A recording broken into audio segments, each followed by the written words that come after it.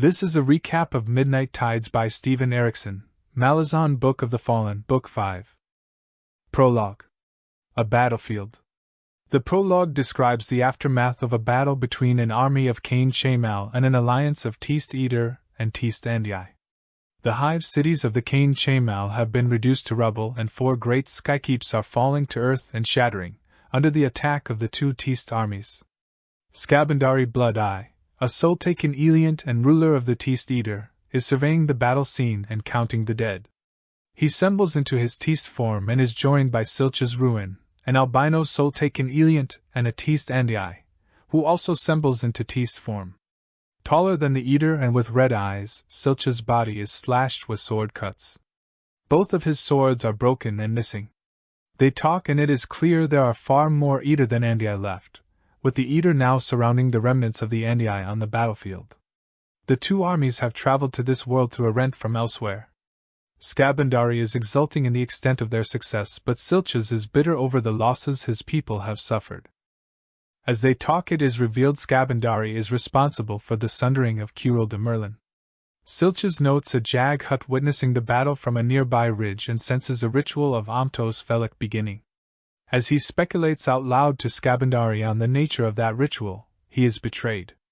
Skabandari stabs Silch's in the back, chains him in sorcery, and orders the surviving Andi slain. Then he veers back into his soul taken from and carries Silch's off to imprisonment, speculating as he does so on any other potential opposition to him in this new realm. Amongst those mentioned are the 3 sons of Mother Dark, Anamander Rake, Enderist, and Silch's Ruin, the 3rd and youngest. With Silch's removed and the other brothers missing or powerless, there is nothing to stop Skabandari from conquering this new world. The POV changes to that of the Jag hut, Gahos, who has watched the slaughter of the Cain Chamal. Weaving his ritual, he is approached by an elder god, Male, who mentions that he is to have help in subduing Skabandari from another elder god from beyond the rent, Kilmandaros. Male then asks Gahos to preserve the battle site and ice in return for a future debt, to which Gahos agrees. Despite Skabandari's belief that Anamander is no more, Gahos warns that Rake is also in this world and awakening to the danger. The warren of the crippled god. A huge man has been washed up on an island beach. He is the only survivor of a floating Mekros city destroyed by ice rising up from the depths. 3 unusually large Bokarala approach him and gesture for him to follow them, which he does, and they lead him towards a tent. At their gestures he enters the tent, and finds himself facing a hooded and shrouded figure sitting in front of a brazier. The figure, who claims to be a fallen god, calls him his name, with all the sword maker, and offers to provide him a forge, with food, water, and a place to live, and in addition the help of the 3 Bokaral if he will make a sword for him. With all attempts to turn down the offer, but the god informs the sword maker that he is now his slave, and has no choice. But the god promises to release him once the task is done. Part 1, Frozen Blood, Chapter 1. Hyrith Village. Troll Sengar. Troll Sengar, a Teist Eater, is sole witness to the breaking of an agreement between the Eater and the Lethrii, who have sent ships to illegally harvest seals in Eater waters. He returns home to report this back to his father, Tomad Sengar, and a council is called by the warlock king, Hanan Mozag, who has recently succeeded in uniting the 6 Eater tribes for the first time. Troll greets his older brother, Fear, who is betrothed to Mayan. He is also privately concerned by his unblooded younger brother, Rulid, who appears to show undue interest in Fear's future wife. Fear later informs Troll that Rulid has spoken against him as a coward because he does not seek out opportunities to fight. Troll is angered at Rulid's gall. At the council, the warlock king, a powerful warlock using the power of Curel de Merlin, is guarded by 5 hostage princes from the other Eater tribes, known as the Krizanen, and a shadow wraith. Troll recounts his story to the gathering at the warlock king's command, and the Eater are outraged.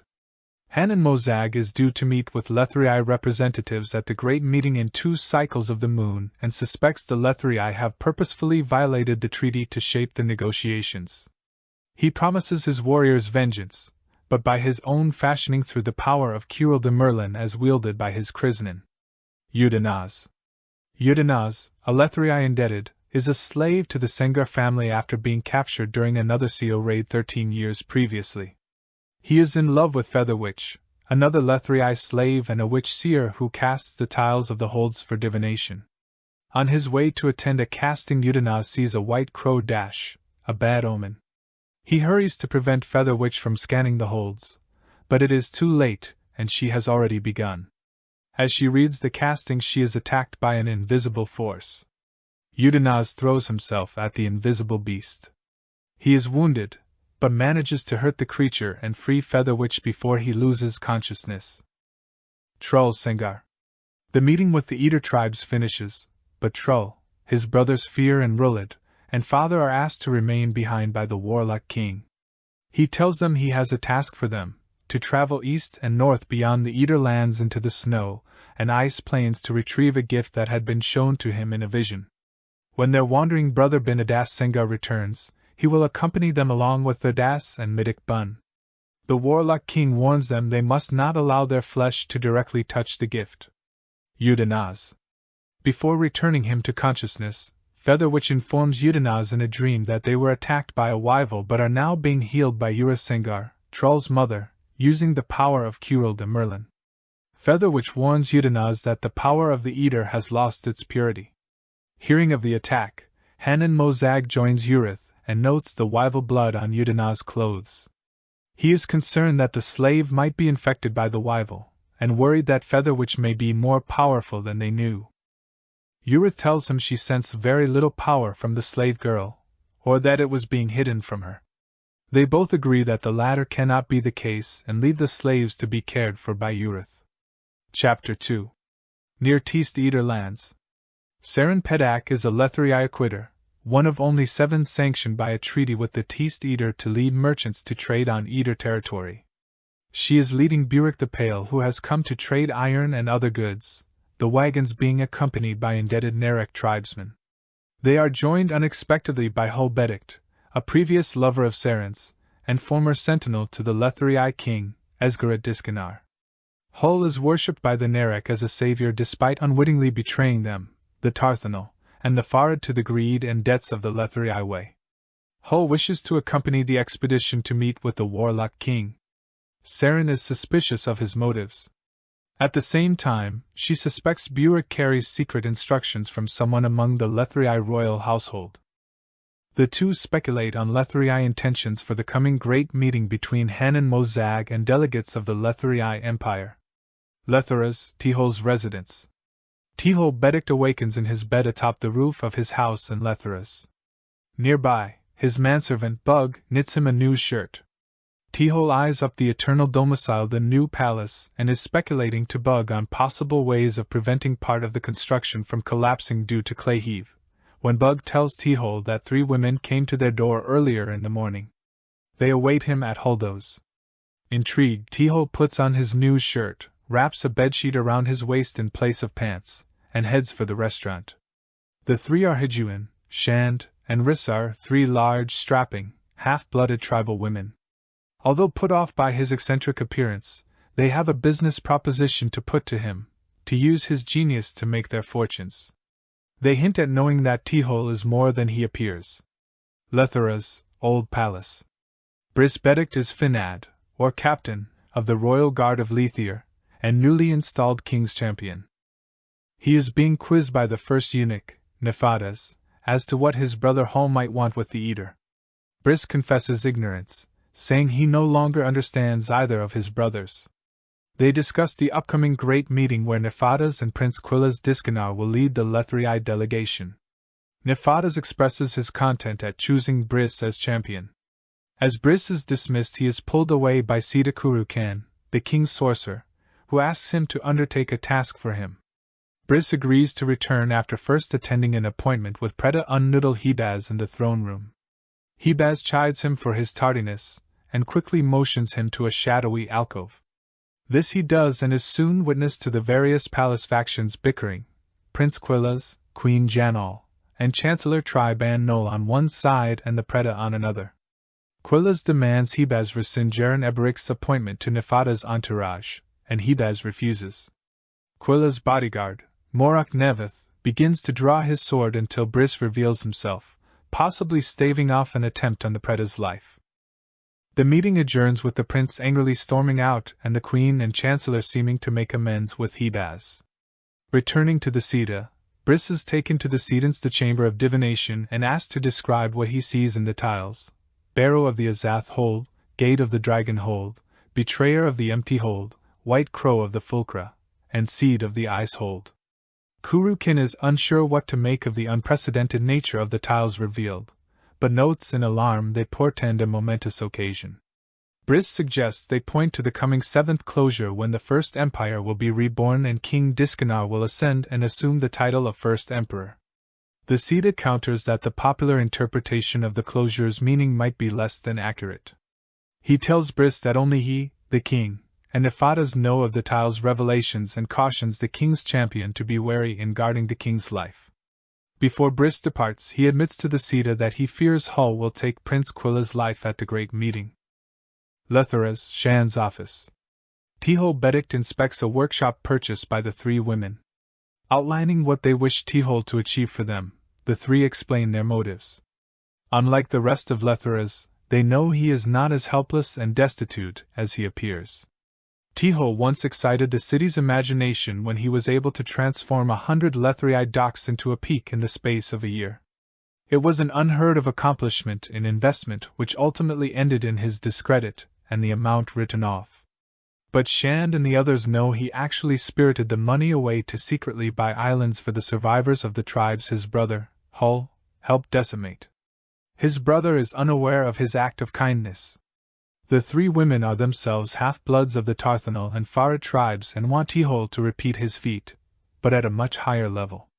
They have 30,000 thirds that they want to increase to 10 peaks, a rate of return over 300% and almost equal to the city's entire gross value. Then they want to disappear the money to buy more islands for their people and cause the Lethrii economy to collapse.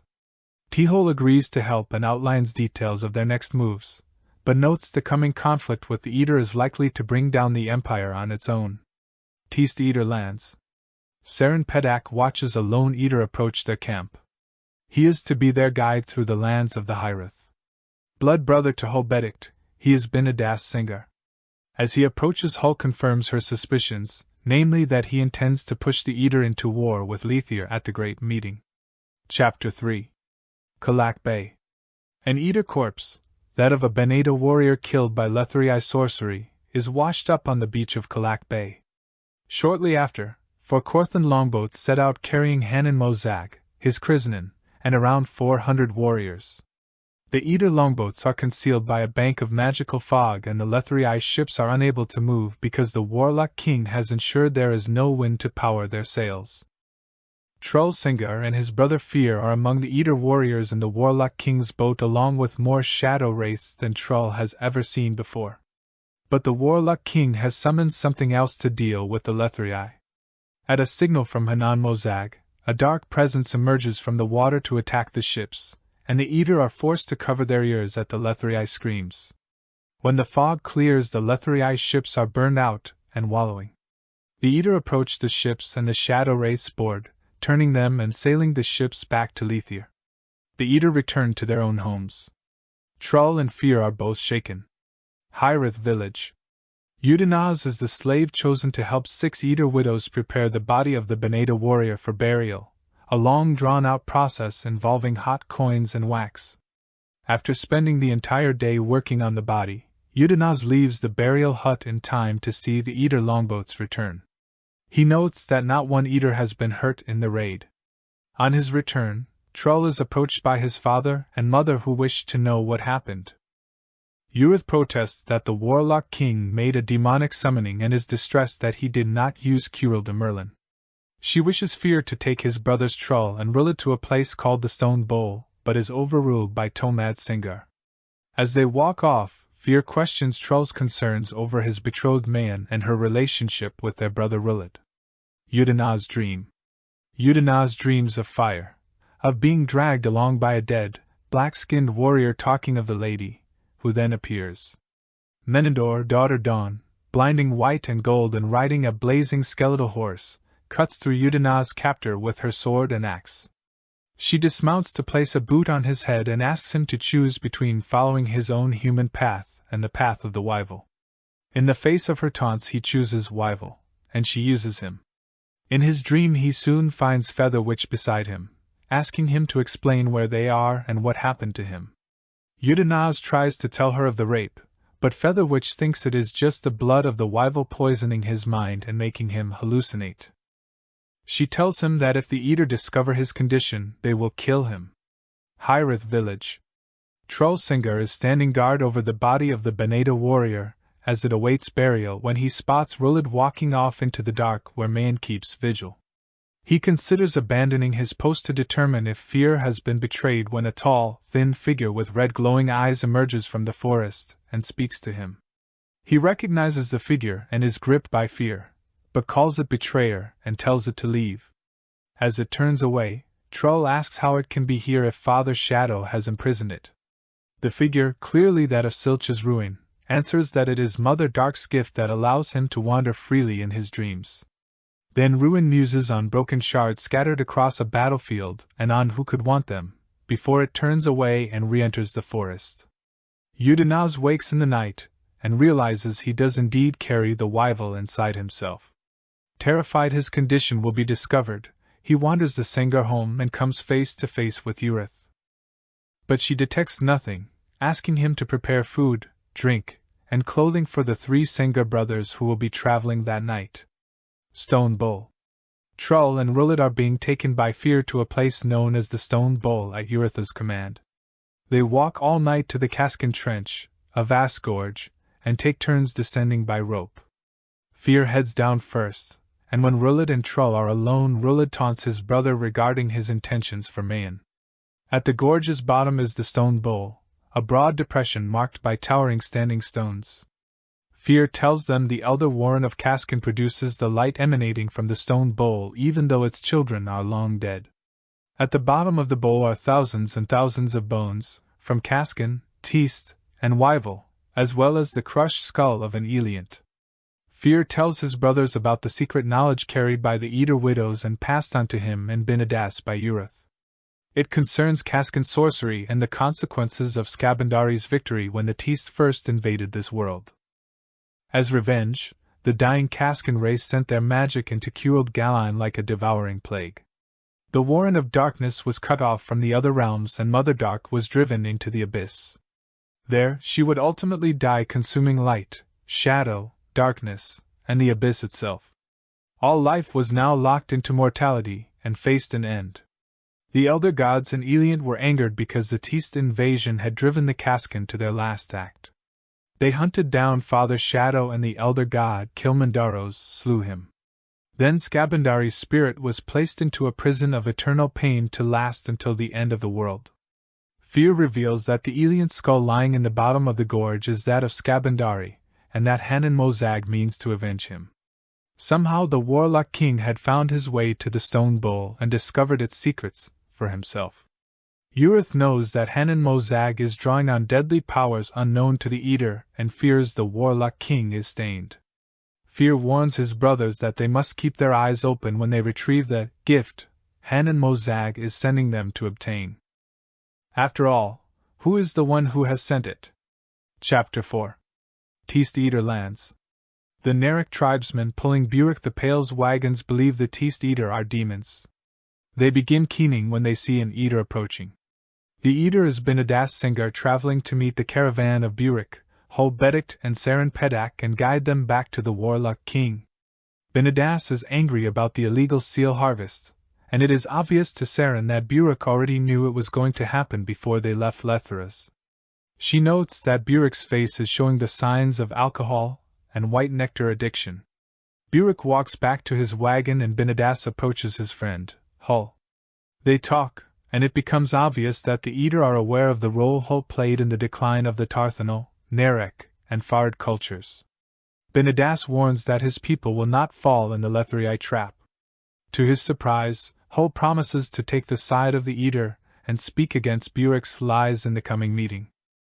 Saren speculates to herself that Queen Janal or Chancellor Tribe and Noel has orchestrated the seal poaching as a stratagem to take control of the Eater's valuable blackwood.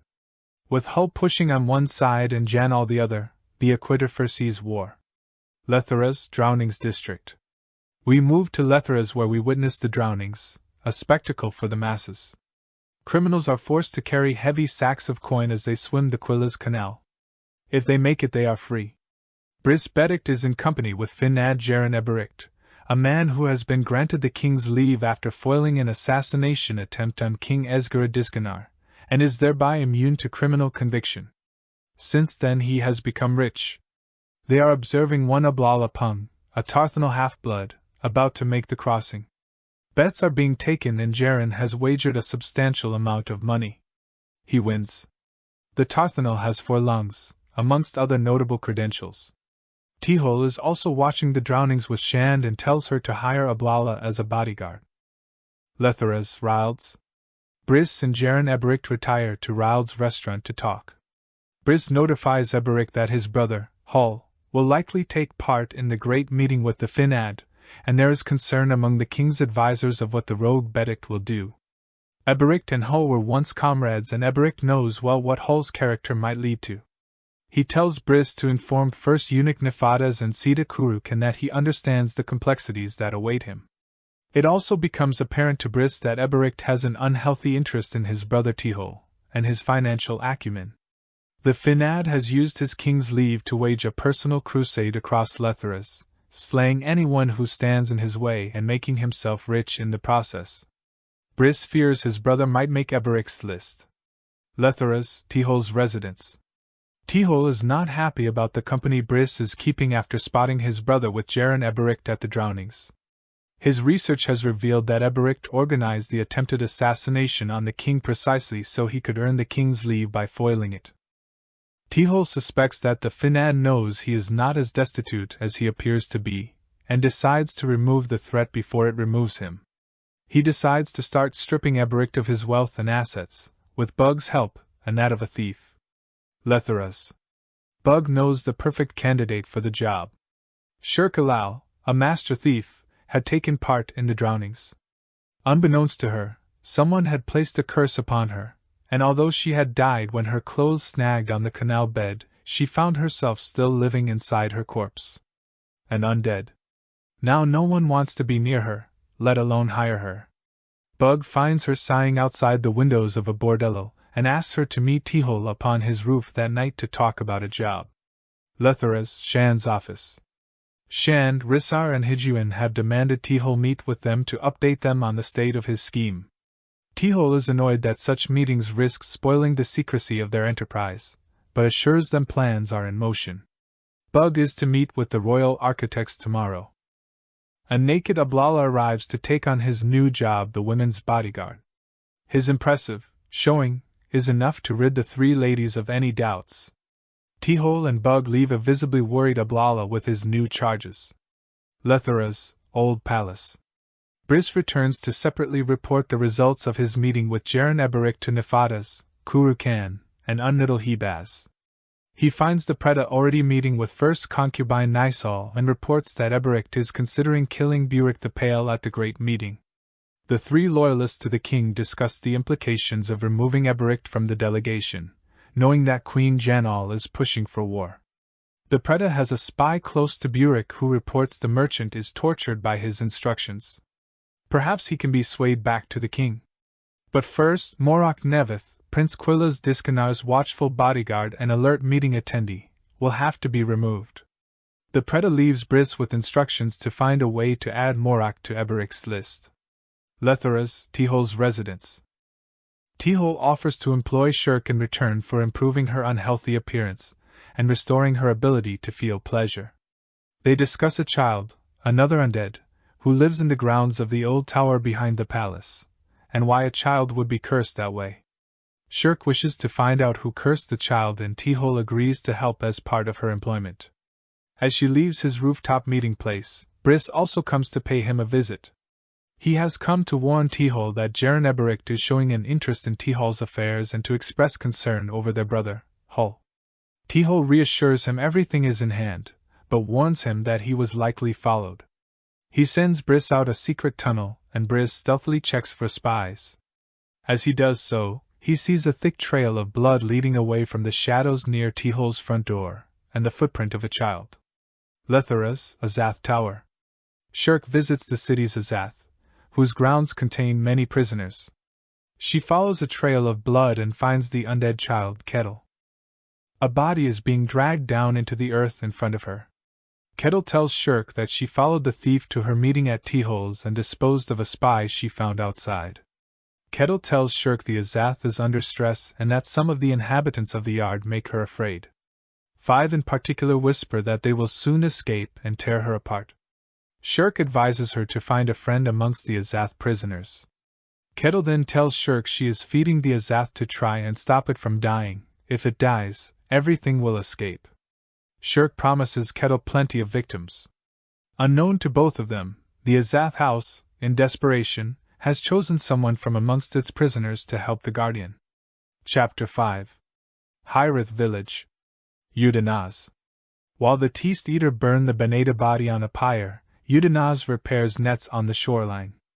A shadow wraith is haunting the slave. The wraith tells him he was once a Teast Endii who followed the youngest child of Mother Dark and fought the Cain Chamal. But he was betrayed and murdered, imprisoned in ice, and finally torn loose to serve his slayers. The wraith calls himself Wither, and no longer wishes to serve the Eater. He asks to hide in Udanaz's shadow, and promises to help serve the slave, becoming the eyes behind him, who no one else can see or hear. Wither speaks to him of the betrayal perpetrated on the Endii by Scabandari and the Eater, and Udanaz realizes that the shadow race are not Eater, but the bound souls of the Endii. Wither asks Udanaz to hunt along the shore and find something of his to return it to him. It turns out to be a sorcerously invested arrowhead. Wither asks Udanaz to resurrect it by chipping at the surrounding calcifications. Hyrith lands. Saren Pedak. Benedas Singer leads the party of Saren Pedak, Burek the Pale, and Hul Bedik towards the Hyrith village.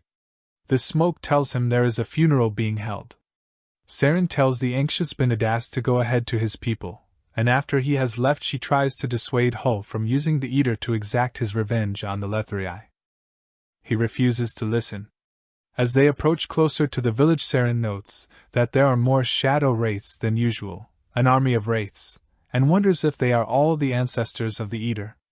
A ghostly figure suddenly stands upon the path, tall and white with dull red eyes. 2 scabbards, both are empty. Wraiths surround the figure's feet as if in worship. She approaches as the figure addresses her, telling her of a dragon having once dragged itself along the very trail they are walking, and wonders that the Eater did not sense his presence. He speaks of the power of mortals over demons and gods and then leaves. Saren turns to Burek, who has given away that he witnessed the casting of the tiles before leaving Trait, and the figure's appearance was foreseen. She questions him as to what he learned. Burek tells her the 7th closure nears and the holds are awakening all of them. Hyrith village. Trull Sengar and his brothers are preparing to leave on the quest Hanan Mozag has given them. He is concerned over the revelations at the Stone Bowl, and the ambitions the Warlock King may cherish. Fear reveals to Trull that he is now weapons master over all the tribes, and Hanan Mozag wants him to create, train, and lead a true army of Eater. They note the arrival of the Acquitter, Saren Pedak, and Hul Bedik, betrayer of the neighboring tribes. Rolid calls the Letherii fools for selling them iron when the two peoples are on the brink of war. Fear remarks that the Letherii king, Esgaradiscanar, does not have absolute control over his people like Hanan Mozag does before letting his voice trail off over the implications. Rolid looks forward to the family dinner with Mayan, Fear's betrothed, that evening. Udanaz despairs that the Eater will discover his secret. He settles onto his bed mat and dreams of broken bodies of Eater, of darker-skinned kin, and reptilian figures with blades for hands trapped timelessly slaughtered within ice. Seeing entire herds of unknown animals trapped within the ice, he comprehends that sorcery on an incomprehensible scale was used. In a fissure within the ice he sees a stone tower. He enters, suddenly becoming corporeal and wounding his palms and knees on the frozen ground. Inside stands a frozen white-skinned, tall and angular figure with many jointed limbs, an expression of faint surprise on its face. Nearby are the bodies of a man, a woman and 2 children, greenish-skinned and tusked, suggesting they are Jag-Hut. It is clear the white-skinned figure was their killer. Yudenaz calls to Wither, who does not answer, then notices a child's footprints. The footprints lead behind the standing figure where he can see the back of the man's head has been stove in, as if a fist had removed the brain. The break looks strangely recent.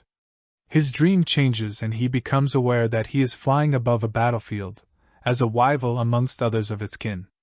The wyval delights as it sees a bone-white dragon.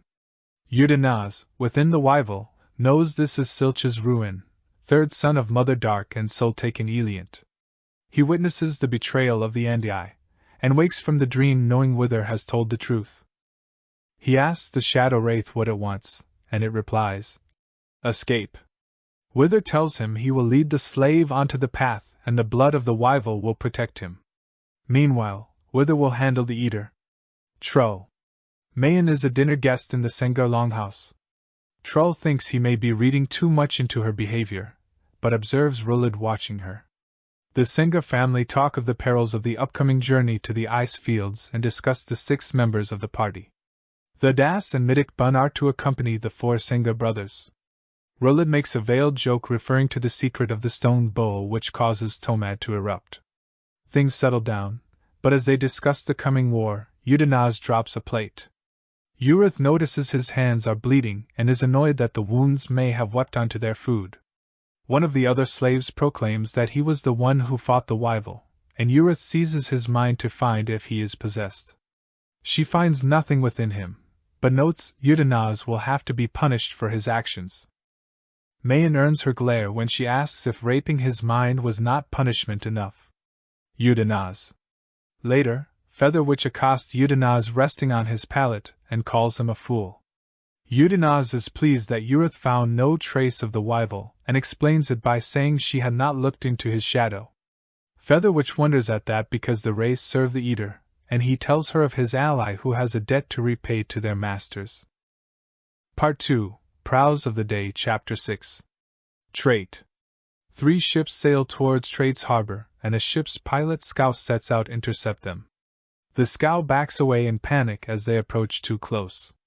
An alarm bell clangs out in panic as shadowy shapes swarm through the rigging of the 3 ships. A bouncy spirit carries the 3 ships on its back like passengers as it approaches Trade Harbor. The easing of the massive pressure that had kept it bound for centuries and the warmth of sunlight has caused the spirit to grow to immense size. The spirit carries the ships high on a tremendous wave and panic ensues through the streets of Trade as the wave crashes down on ships and people alike, leaving devastation in its wake. The demon spirit withdraws from the bay.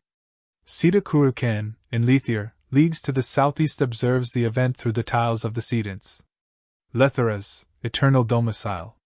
Briss Benedict is investigating the problems of 2 of the 5 wings of the eternal domicile. The security passages below are filled with muddy water and rats from constant water seepage. The other 3 wings are suffering from subsidence. His eyes widen when he hears that Bug's construction has undertaken the repairs to the subsiding wings. A shout draws his attention to the passageway below, and a mass of rats is approaching. It is the rat-catcher Ormley with his trophies. Lethera's old palace. Briss returns to the palace to find it in uproar over the sorcery used against Trait. As he passes through the palace he notices Teruto Brizid, the queen's consort, a silent and watchful man who was often present at meetings dealing with matters of state. Briss finds him strangely disturbing. The first eunuch Nephadas questions Briss on his knowledge of sea demons and asks if the one used at Trait has a place in the hold. Nephadas talks about Lethir being formed of colonists from the First Empire who first discovered the holds and observes the empty hold was a later manifestation.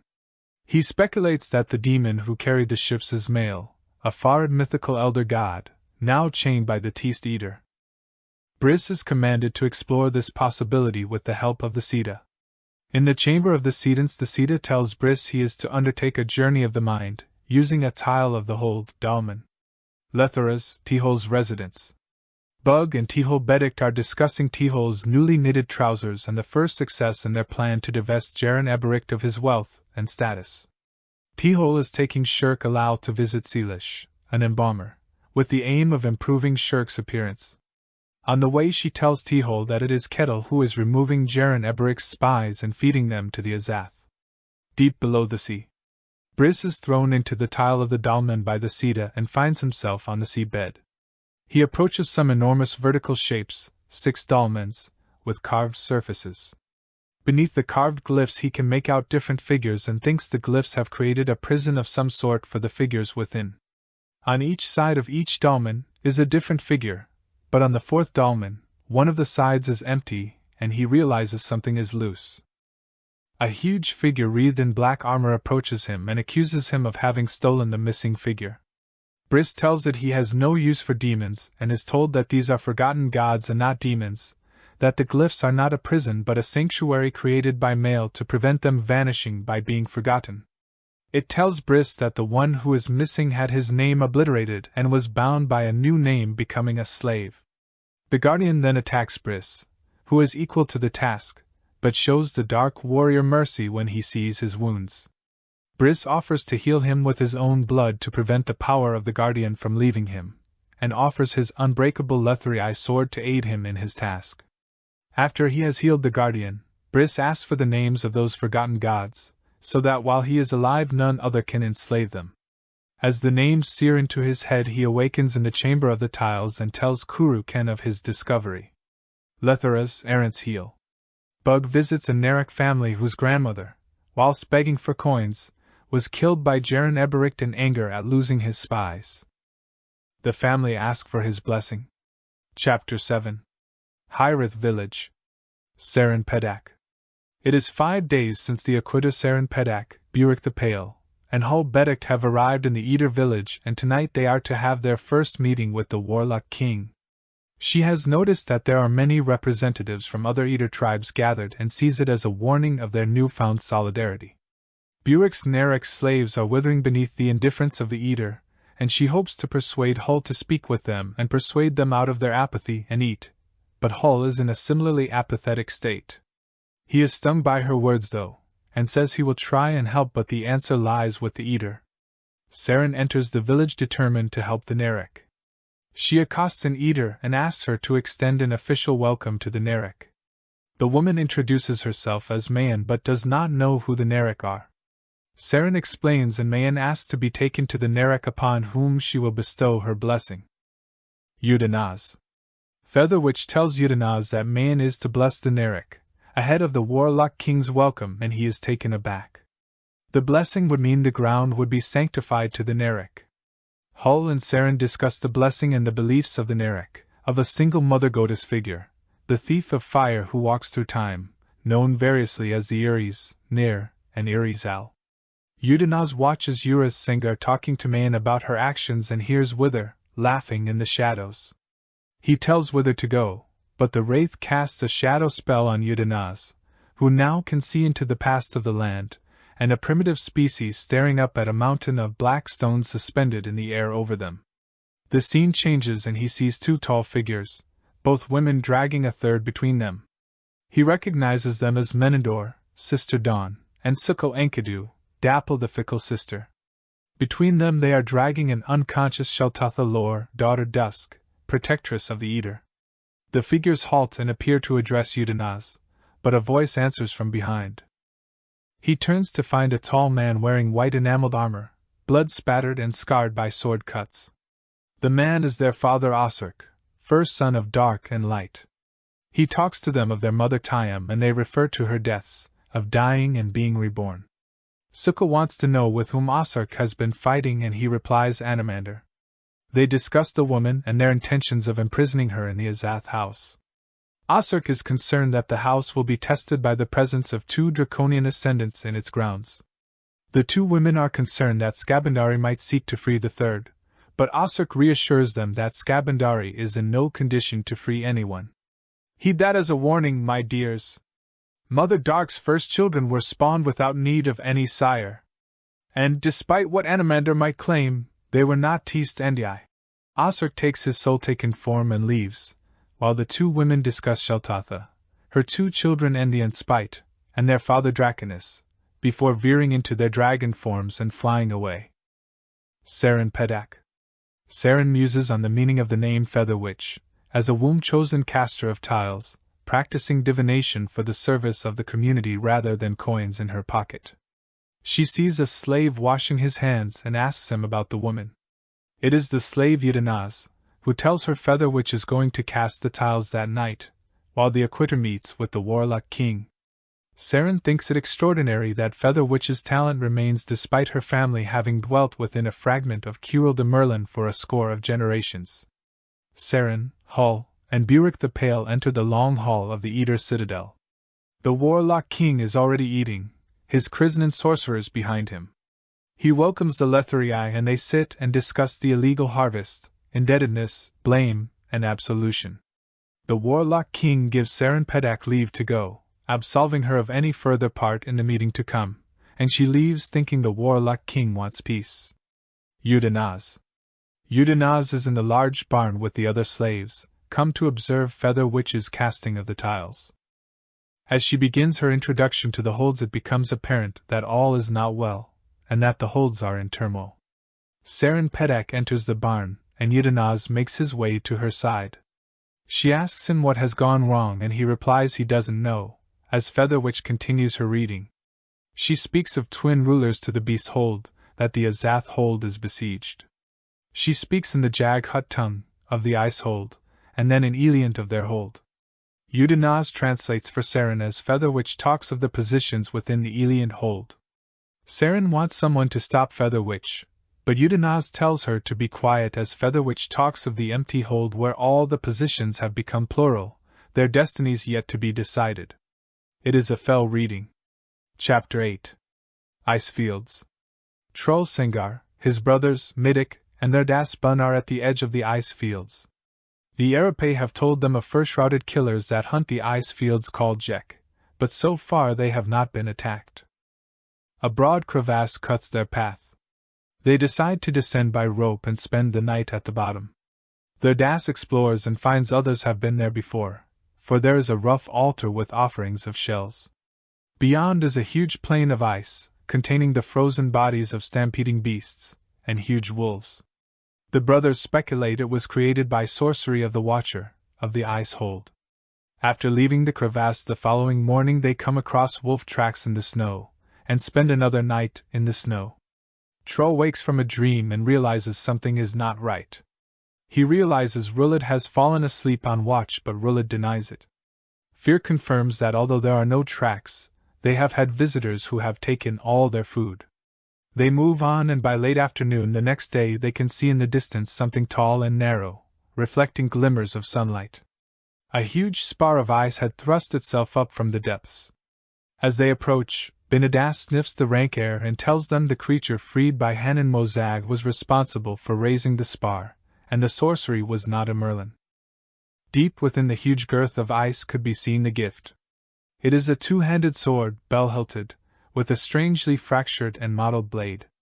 Fear tells Binadas to weave a Merlin into Troll's spear and to use many shadow wraiths in doing so to strengthen its blade. He also tells them all not to touch the sword's grip with their bare hands. Troll does not like what he is hearing and questions Fear on what Hanan Mozag has told him about the sword and its provenance. As they talk, a wolf appears, watching them, and Binadas hurries to weave his sorcery and strengthen Troll's spear. The wraiths are reluctant to cooperate, and Troll asks surely they are the spirits of our ancestors, to which Binadas replies, not ours, just as the wolf charges them.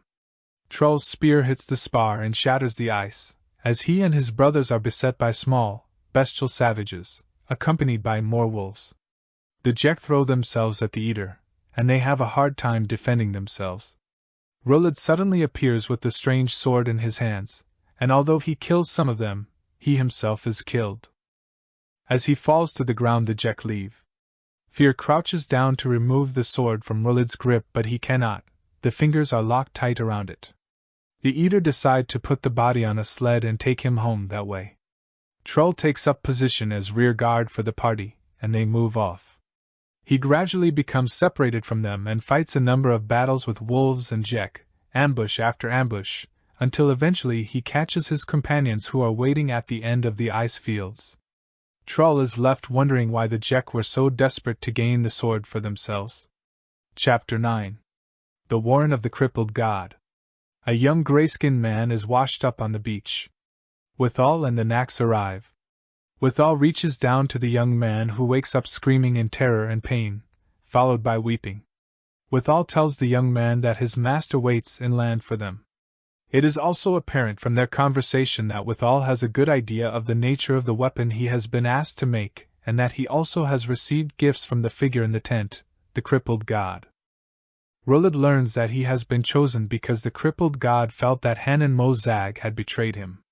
He wanted the power of the weapon, not to use for conquest, but to make his people unassailable. To the crippled god this was anathema. He continues by telling Ruled of the power within the sword, that in order to wield them he has to die, in combat, again and again.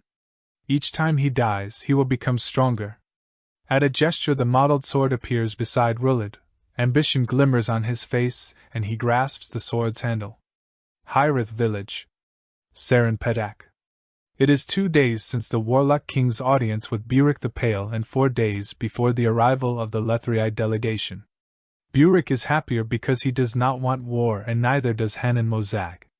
Serenpedak also feels as if a weight has been lifted from her shoulders. They make their way into the Eater citadel to sell iron when a procession can be seen approaching. Eater leave their homes to stand and witness the return of the Sengar brothers, wounded, and with a body on a sled. Udanaz.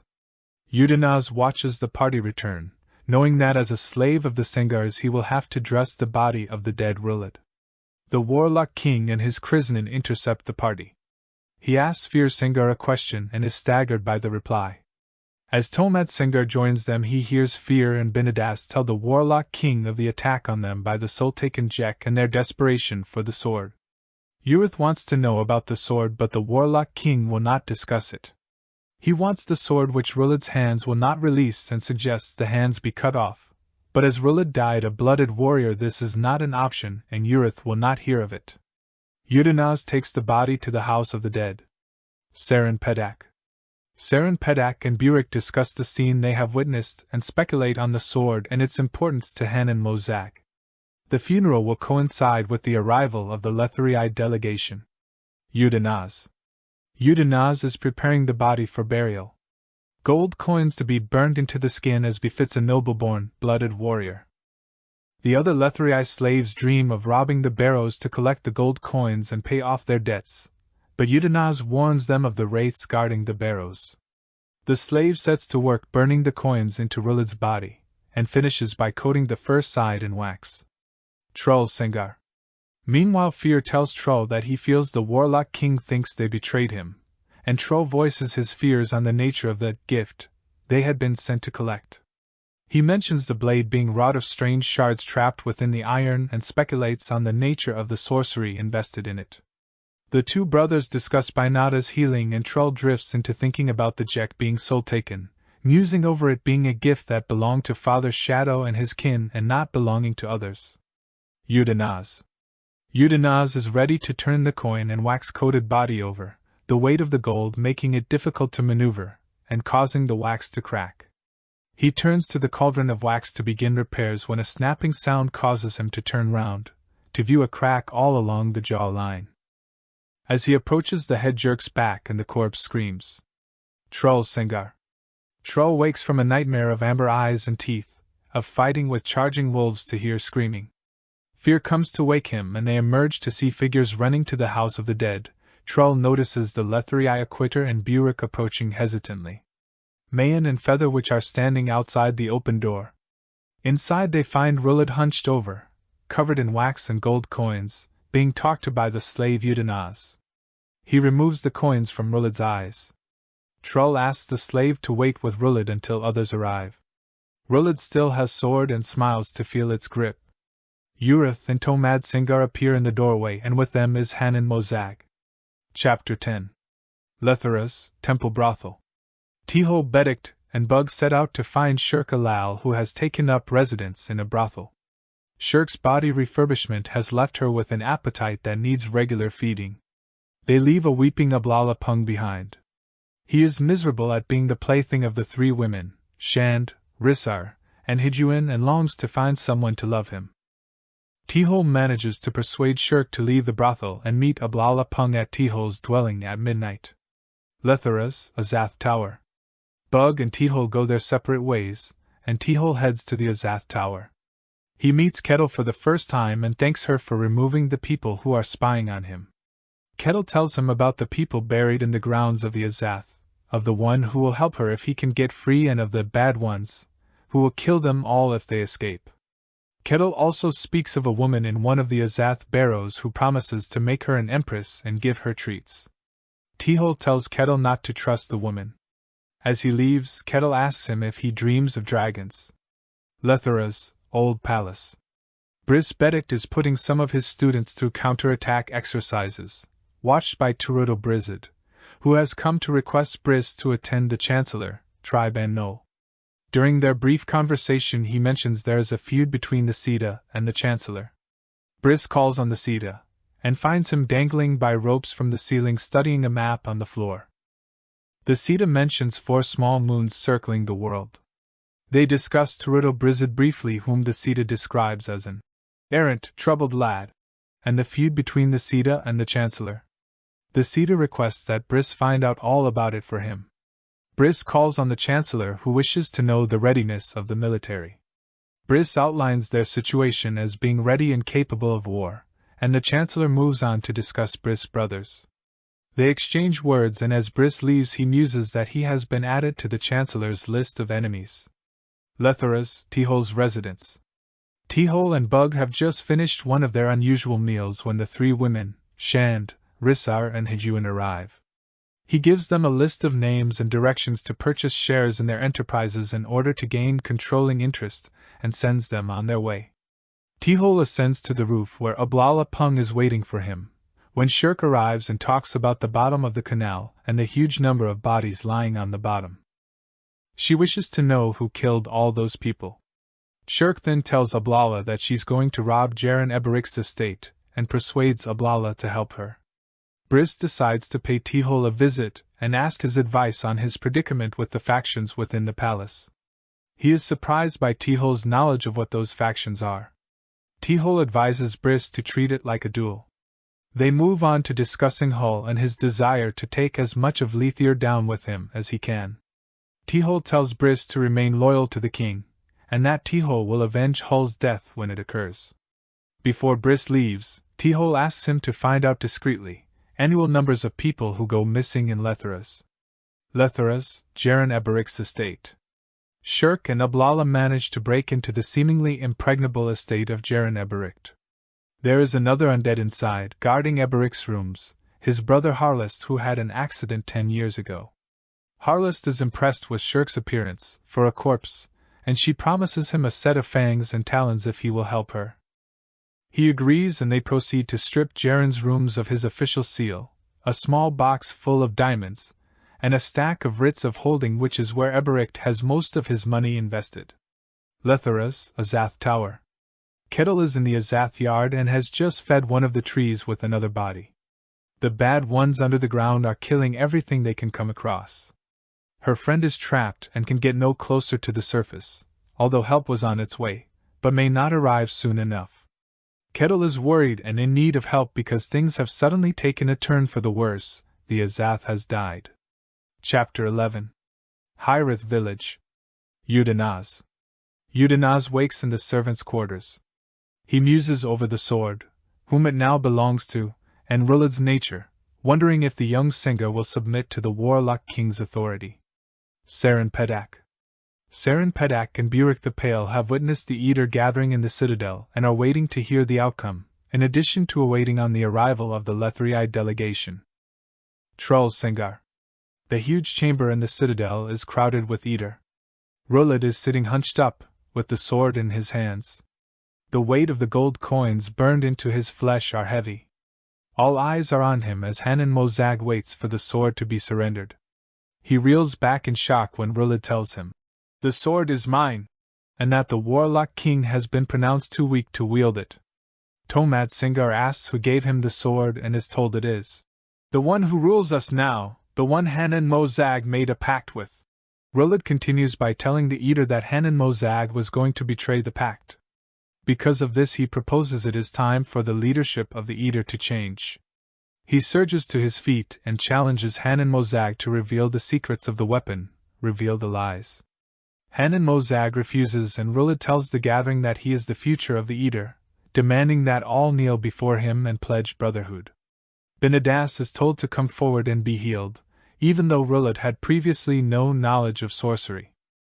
One light touch and it is done. Binada's hip is pain-free once more. Troll Singer questions who would give the Eater such a powerful weapon and why, but Rulad avoids answering, telling them of the shadow wraiths being spirits of the Teist Endii who died at Eater hands, and speaks of creating an empire for the Teist Eater. One by one they kneel, Hanan Mozag, followed by his cadre of sorcerers and the rest of the Eater, naming him their emperor. Udanaz. Udanaz is standing in the waters of Bay and watches as the 4 ships of the Lethrei delegation arrive. He is moments away from drowning himself when he is grabbed and thrown onto the beach. There is no one there, and he realizes it is the Wyval who does not want him dead. Another Lethrei slave, Helid, approaches with news that Featherwitch had tried and failed to cast the tiles, but the holds were closed to her. They return to the Longhouse as the Lethrei ships lower the boats for the delegation to the Eater. Saren Pedak. Burek and Saren Pedak walk down to greet the delegation. So far no Eater have appeared as a welcoming committee. As the scows beach on the strand, the Finan Morak Neveth approaches the merchant and the Acquitter inquiring as to the whereabouts of the Eater. Saren explains that the Eater are preoccupied. Prince Quilas expresses his intention to forbid Hul Bedek to attend any meetings and is told that the warlock king has already invited him. The prince asks the first eunuch, Nefadas, for his opinion on what is happening with the Eater, who suggests that they invite the merchant and Saren to explain what they know. Saren outlines for them the story, the quest for the sword, the return of the body of Rulad with the sword gripped in his dead hands, of the dressing of Rulad's corpse for burial and its subsequent return to life. The first eunuch asks questions of the appearance of the sword and its origin, while Saren describes the hilt as being similar to a technique used by the Mekros, with the bell-shaped hilt resembling links of chain. The first eunuch links arms with Saren and questions her on the nature of the Sengar brothers, and what she has observed during her stay as they walk to the guest house. Udanaz. Udanaz is woken by Wither, who wishes him to walk to the citadel to inform Rulad the Lethrei delegation has arrived. Wither and the Wyval have agreed that Udanaz has to make himself invaluable to Rulad. As he gets dressed, Wither asks why he was raped by Menandor. The bitch has designs, she does. No love for Eater or Andii, no, not her. Udanaz asks Wither to explain but gets no reply. He makes his way to the citadel and enters the huge chamber to find all the Eater kneeling before Rulad Singar. The Eater Emperor requests that the Lethrei delegation be brought before him, and Udanaz leaves. Arriving at the merchant's camp, Udanaz notes that the wraiths hover around Saren, that they like her, but she does not see them. He requests the Lethrei attend the Eater ruler within the citadel, and they follow, although the shadow wraiths guarding the citadel will not let the boy guards in. The prince is bridling at being kept waiting, but Saren suggests to Udanaz that the warlock king has been usurped, and asks if Rulad Singar is the new king, to which he replies, "No, Acquitter. Emperor." Rulad welcomes the Lethrei delegation and touches on the notion of a new agreement. Prince Quilas jumps in, demanding repayment for the confiscated harvest of tusked seals, insisting there is a debt on the illegally harvested seals. Rulad tells him Hanan Mozag will deal with the matter, and the prince demands land in exchange for the debt, the remainder of Trait Reach. The prince is speechless when Hanan Mozag points out to him that the Eater do not have the harvested seals, and that Lethir is now in debt to the Eater for illegal harvesting. The meeting ends and the delegation returns to the guest hall. Troll Singar. In the citadel, Rulad sits and asks Fear Singar to approach him, that he would have a gift from him. He wants an empress, and the woman he wants is Mayan, Fear's betrothed. Fear has no option but to agree, and Mayan walks forward to join Rulad, face frozen. Udanaz. Udanaz emerges from the citadel to find the Aquita waiting for him. She asks what has happened and is told of the new empress. Udanaz requests that she tell the first eunuch, the Lethrii must prepare for war. Part 3. All That Lies Unseen. Chapter 12. Lethuras, Tihol's residence. Tihol and Bug are discussing the eternal domicile. Bug is meeting the royal engineer who is impressed with the work that's been done shoring up some old warehouses. Tihol asks Bug to make a call on the Rat Catchers Guild, which Bug agrees to do on his way to the gravel quarry. Lethuras, Old Palace. Briss is astounded at the number of disappearances from the city in the last year, around 7,000. The Rat Catchers Guild has been assigned to look into them. He wonders what Tihol has stumbled onto. Lethuras, Warehouse and Scale House. Bug enters an old tomb buried underneath a warehouse. He visits with Shirk and Harless, who have some requests, and informs them that the tomb they are hiding in belonged to a Jag hut, and has been warded by the Forkrilla Sale to keep out the clan en masse. After leaving the two undead arguing, Bug heads off to the gravel quarry, and on the way calls at Scale House, home to the Rat Catchers Guild, where he is granted an appointment for that evening. Lethuras, Old Palace. Briss is summoned to the Sedance to find the Sita is distraught. The tile of the dolmen has been usurped, and that of the Azath hold, the Heartstone, has died. He wishes Briss to go to the Azath Tower and investigate. Briss asks the Sita if he has any more to tell him, and the Sita pronounces on all the changes he has witnessed to the tiles of the hold, and admits he is frightened. Quarry outside Lethuras. Bug reaches the quarry to find a cavity has been opened. A creature inside has killed 3 stone cutters and a necromancer, and none will now approach the cave. Bug proceeds towards the cave and halts as the air turns bitter cold. He sits and waits, as frost, fog and ice bloom to the left of the cave. Part of the fog is heading for the dark opening, and from the other end of the spreading cold, a female Jag hut appears. They discuss the creature inside. The Jag hut then blocks the entrance to the cave with ice, trapping the Calibro demon, then asks Bug if he knows of another place for the creature. Bug seems to have an idea. Lethuras, Azath Tower. Briss visits the Azath Tower at the behest of the Sita and meets Kettle. Telling him of the death of the Azath, Kettle tells Briss that the one chosen by the tower wants to talk with one of her grown-up friends.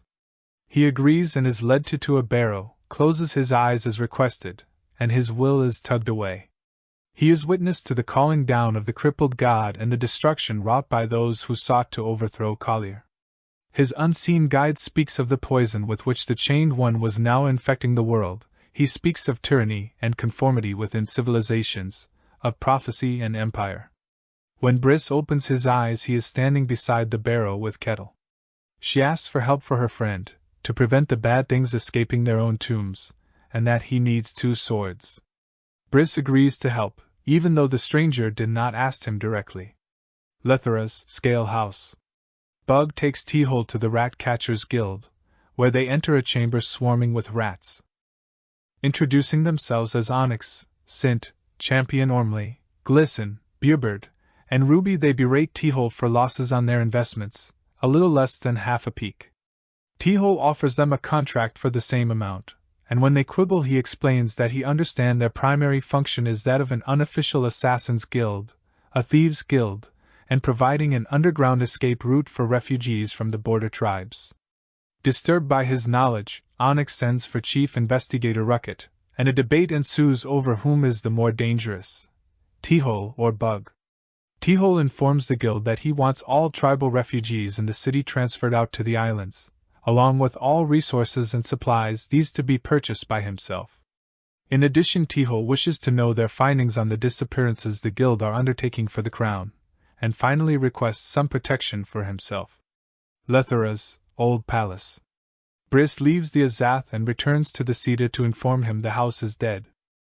They speak of Kettle, and Briss talks of the stranger he spoke with at Kettle's behest and the stranger's need for 2 swords. The Sita takes him to his private collection and chooses 2 swords made in the Lethrii blue style, which Briss will deliver to the stranger, omitting to tell the Sita that Kettle was dead. Chapter 13. Hyrith Village. Udanaz. In the warlock king's chamber now occupied by the new emperor, Udenaz is a silent observer to the beginning of the emotional trauma Mayan suffers at the unwitting and eager hands of Rulad Sengar, as he has sexual intercourse with her. Unlike him, Feather Witch, the only other observer, cannot keep her emotions silent and is heard weeping softly, this to the fury of the emperor, who shouts the dismissal of both slaves. Udenaz tries to console Feather Witch, but the other isn't receptive to anything the indebted has to say, going as far as pointing out that she did not trust him nor did she want anything to have to do with him. Udenaz acknowledges that they should only have contact as necessary, but dismisses her lack of trust, to which she threatens that she should reveal the rival's existence to Mayan. Udenaz points out that if she were to do that she would be destroying her only chance at freedom. But Feather Witch has never known freedom, thus she counters that it holds no value to her. Udenaz persists that they will have an opportunity at freedom soon, since the Eater were going to a war of conquest with the Lethrii, and at Feather Witch's skepticism regarding the outcome of the war, Udenaz reveals that the Emperor now has control over all the race bound to the Eater, something unprecedented. Saren Pedak. Hulbedik returns to find Burek the Pale's wagons ready for departure. Saren Pedak asks him to join her in a walk to the guest house where First Eunuch Nefadas and his delegation are housed. As they make their way toward their destination, Hul reveals that he has seen activity at the old sites. He reveals the old sites to be kill sites housing piles of teased and reptilian bones, and among them the bones of a huge shattered dragon skull, which he supposes could be Father Shadows, the Eater god. The activity is something that he finds unsettling, since it is his belief that it is draconic in nature. Saren points out that the hold of the dragon has remained inactive for thousands of years, to which Hul asks when she had spoken to a caster the last time. Thinking back on Feather Witch's casting, Saren hesitantly acknowledges Hul's assertion and asks the significance of all this.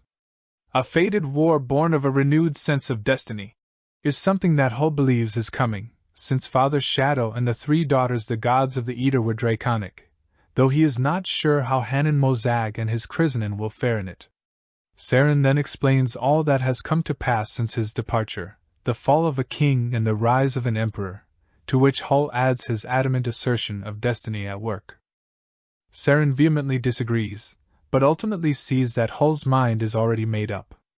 In the guest house, Prince Quillas is boorishly advising the assassination of the emperor, but the first eunuch ignores him. Saren is welcomed by Nefadas, but he is hesitant to extend that welcome to Hul. When inquiring what Hul would advise the delegation, the eldest of the Bedik brothers advises their speedy departure. Hul declines to answer his intentions now that the Eater would be going to war with Lethras. This enrages Quillas, who names him a traitor and calls for his arrest, only for Saren Pedak to point out that Hul is a guest of the Emperor.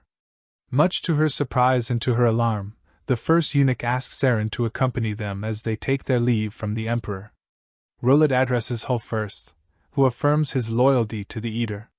He then addresses Saren, who informs him that she is ready to escort Burek the Pale home. He bids both to separate themselves from the Lethrii delegation so that he can speak to them directly. The first eunuch is the first to speak, and conveys that the kingdom of Lethir has incurred a debt for which they are prepared to negotiate. Rulad dismisses the assertion, pointing out that the Eater did not care for gold, and it quickly becomes apparent that the Emperor has set his mind already as he officially declares war against the kingdom of Lethir. As the official delegation departs, the Emperor asks Hul and Saren to stay. He tells Saren to inform Burek that the merchant has 3 days to depart the Eater lands, and that the Nerek and the wagons are to be left behind. Saren is witness as Hul pledges fealty to the Eater cause. Exiting the citadel, Saren encounters Jaren Eberict, who inquires after Hul. At Saren's skepticism regarding his intentions, he conveys that a promise he had made to Briss Bedik led him into pursuing an encounter with the eldest Bedik brother. What Briss had hoped to achieve by this, not even Eberict knows. Eberict then wonders what Saren's plans were after escorting Burek back to Trait. When she tells him she is planning on returning to Lethras, he offers her a job working for him at his estate, though he adds that he would seek her out back in the city so she might ponder on the offer. Saren points out that his duty as a Finad of the kingdom might not leave him much time to pursue any of his other enterprises, but Eberic scoffs at the idea. To him the Lethrii would always overcome any war against them, as history had proven time and again.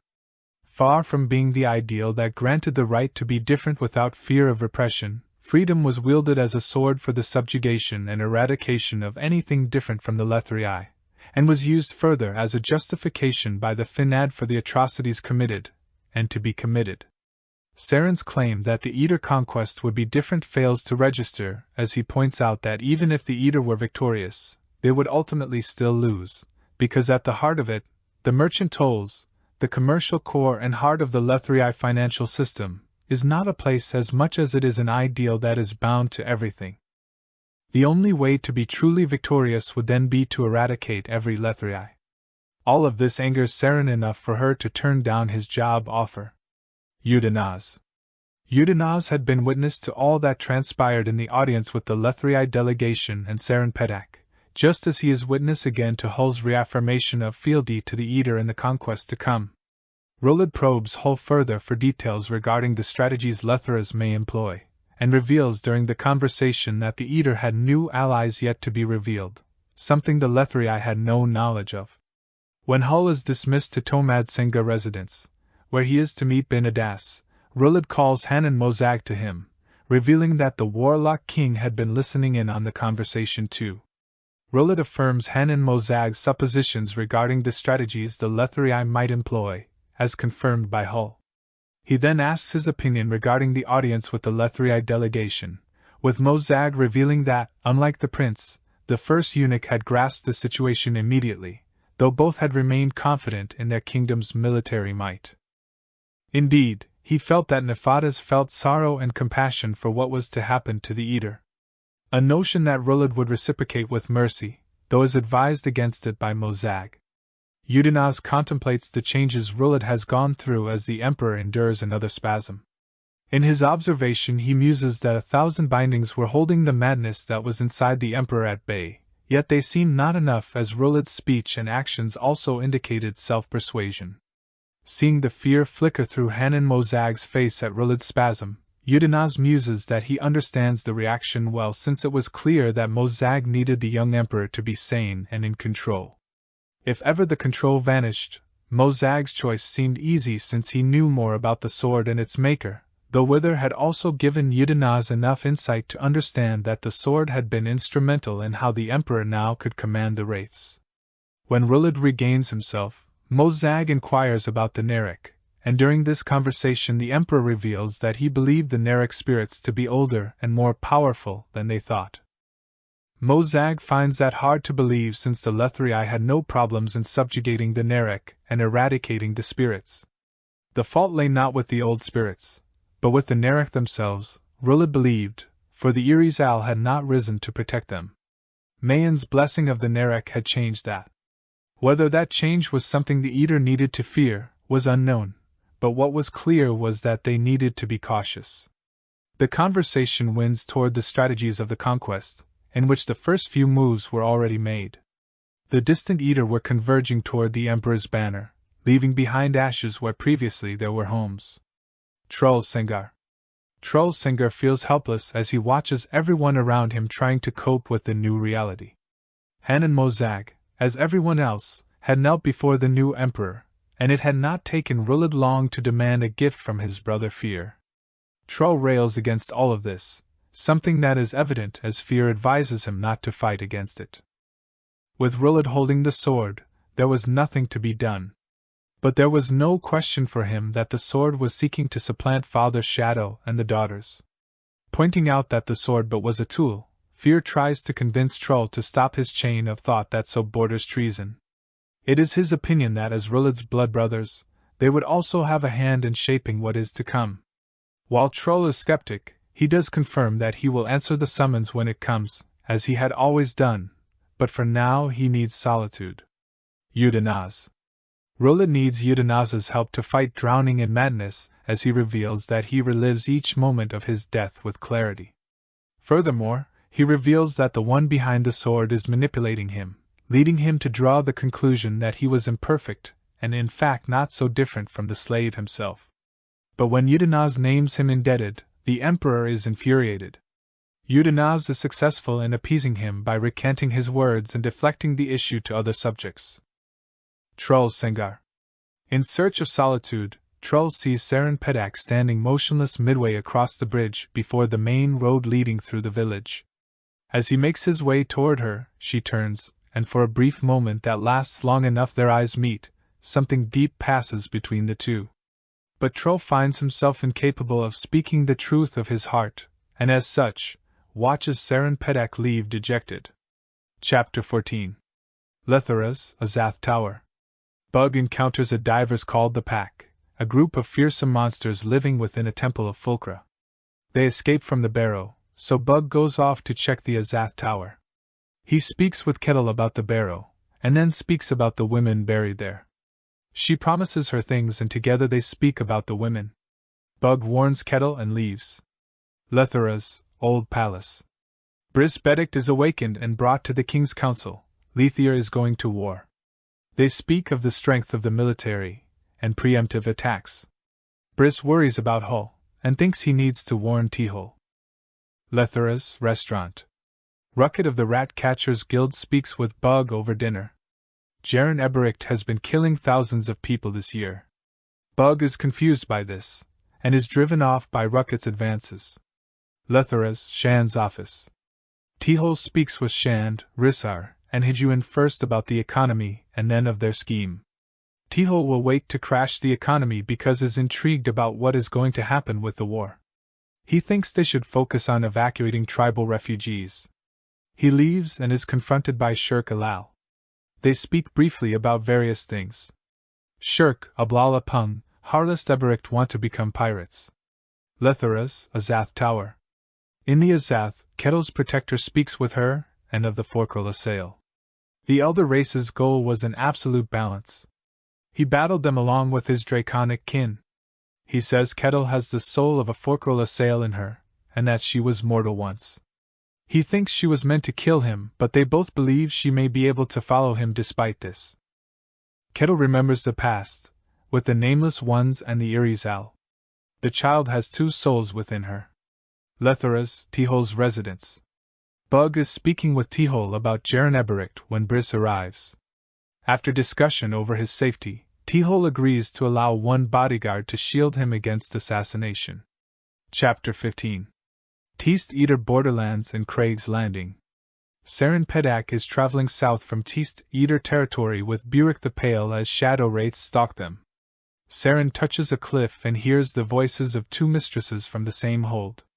Burek talks of Saren's debts, and how she is being manipulated. Together they reach the border town of Craig's Landing and find powerful Lethrii mages preparing a preemptive strike on the Teast Eater villages. The mages in coordination unleash a devastating attack. Saren thinks Hull Bedict, Rulad Singar, Trull, and the Warlock King are dead. Burek declares that he is back in his homeland and will never leave. The next day, Saren finds Burek has hung himself. Teast Eater Borderlands. Trull witnesses the smoke from the attack, and it confirms the Teast Eater's worries. New allies come to answer Rulad's summons. Their new allies are summoned demons enslaved by the Eater along with the Jek. They serve their leader Naga the Dominant. After examination it seems that many Narek were killed by the sorceress attack. They discuss more on how to attack the Lethir stronghold at High Fort, and the Krizanen offer their magic. They are more powerful than ever by drawing magic from the sword. Trull begins to question this but fear scuttles this. Trull is sent along with a scouting group. The group's captain hates Trull, and together they kill a Farid scout, and Trull feels disgusted. They cross a bridge together which is actually one of Icarium's timepieces, and Trull sees some ancient writing from the Tusked Man. The Refugium. Udenaz is shown more of Lethrai's past. Wither shows him about the First Empire, the Clan Amass, and the Soul-Taken ritual. Featherwitch asks to go into the Dream Realm with Udenaz and he agrees. Together they travel inside and in the Fiery Realm they are taken by mortal Amass to erect Mekro's city ruined on the land. Here they speak of the Eater, the Beast Hold, and the Irizal. Within the city, Featherwitch admits to have witnessed Udinaz's rape by Menandor, and they speak of it. Featherwitch had summoned the Wyval thinking the tiles of the holds could free her. They return to the Amass and find a boy named Rudalal who speaks their language. They speak to the boy who has been aging rapidly and is being raised now by the Amass. He is the son of Udinaz by Menandor, and he is a draconic soul taken. The Amass show them 12 gates now sealed by their bonecaster, and Featherwitch realizes they are in a hold. The child tells them the hold's name is Starvel Demelane. The Reach. Atri Preda Yen Tovis of the Lethrii army, also called Twilight, is on the coast. She sees 300,000 Eater arriving and realizes she must surrender her post. Chapter 16. Near Trait. Featherwitch speaks to Udinaz about being beaten and used by Mayan. They debate about perspectives and vengeance, and then move towards Trait. Near High Fort. Trollsinger's force is drawing closer to High Fort. For more major battles are to be expected. Trait. In Trait, Saren Pedak is getting drunk in a tavern. She listens to the Lethrii offer their expectations about war, then she meets a foreign soldier named Iron Bars. He is with the Crimson Guard and they have just arrived from a sale. He and his friends are in debt and are looking for help, but Saren declines. Iron Bars plans to sail south and maybe see her there. A mage named Nico Bara is in the lighthouse of Trait, worrying. She thinks on a sea creature that the Teast Eater have bonded with, and works to attack with another mage. However, her theory about the nature of the enslaved creature is wrong. She is surprised by the attack and killed, but calls out to the Sita Kurukan before her death. Saren awakes in a cellar, in pain from being raped. The city is in chaos and under attack. Her 3 rapists return to find her, and before they can take her away, Iron Bars arrives and kills them. He says Trait has fallen and the Eater are massacring soldiers. Iron Bars thinks they can retreat together using a warren, but they are blocked off. Rulad Singar and Eater troops are the ones blocking them off. Udinaz is with them and sees Saren. They fight their way through the Eater, and later they will use the warren to get to Lethras by the mage Corlo. Saren realizes then that Iron Bars killed Rulad, the warren of the crippled god. Rulad awakes on the beach of the crippled god wherewithal waits for him. Rulad does not want to go to see the crippled god, and he does not want the sword. He speaks with Withal about how the sword was made, and Withal suggests breaking it. Withal even says the crippled god lies, and that the dying will be harder and harder. Rulad thinks then of Father Shadow and then, hiding his own thoughts, goes towards the tent. Curald Galine. Traveling in the warren, the Crimson Guard mage Corlo says the Eater are using the Teast Ndi Elder Warren Curald Galine, perhaps unknowingly. The warren is filled with Teast Ndi spirits that are bound to the Eater. They speak with a female shadow wraith about her life, and she asks them to throw a ring into the sea so she can rejoin her bones. Her name is Sandalath Drukalat. Nearing the tent, Rulad wonders if he can just kill the crippled god, and Withal thinks it impossible in this realm. Inside the tent, Rulad wishes the crippled god would use someone else, that he does not want this power. The crippled god then tells Rulad about Skabandari's betrayal of the Ndi, and the god still demands an empire. Rulad reaches for the sword and lunges at the crippled god but disappears. Withal and the crippled god argue about the god's body. The Crimson Guard and Saren leave Curald Gulian.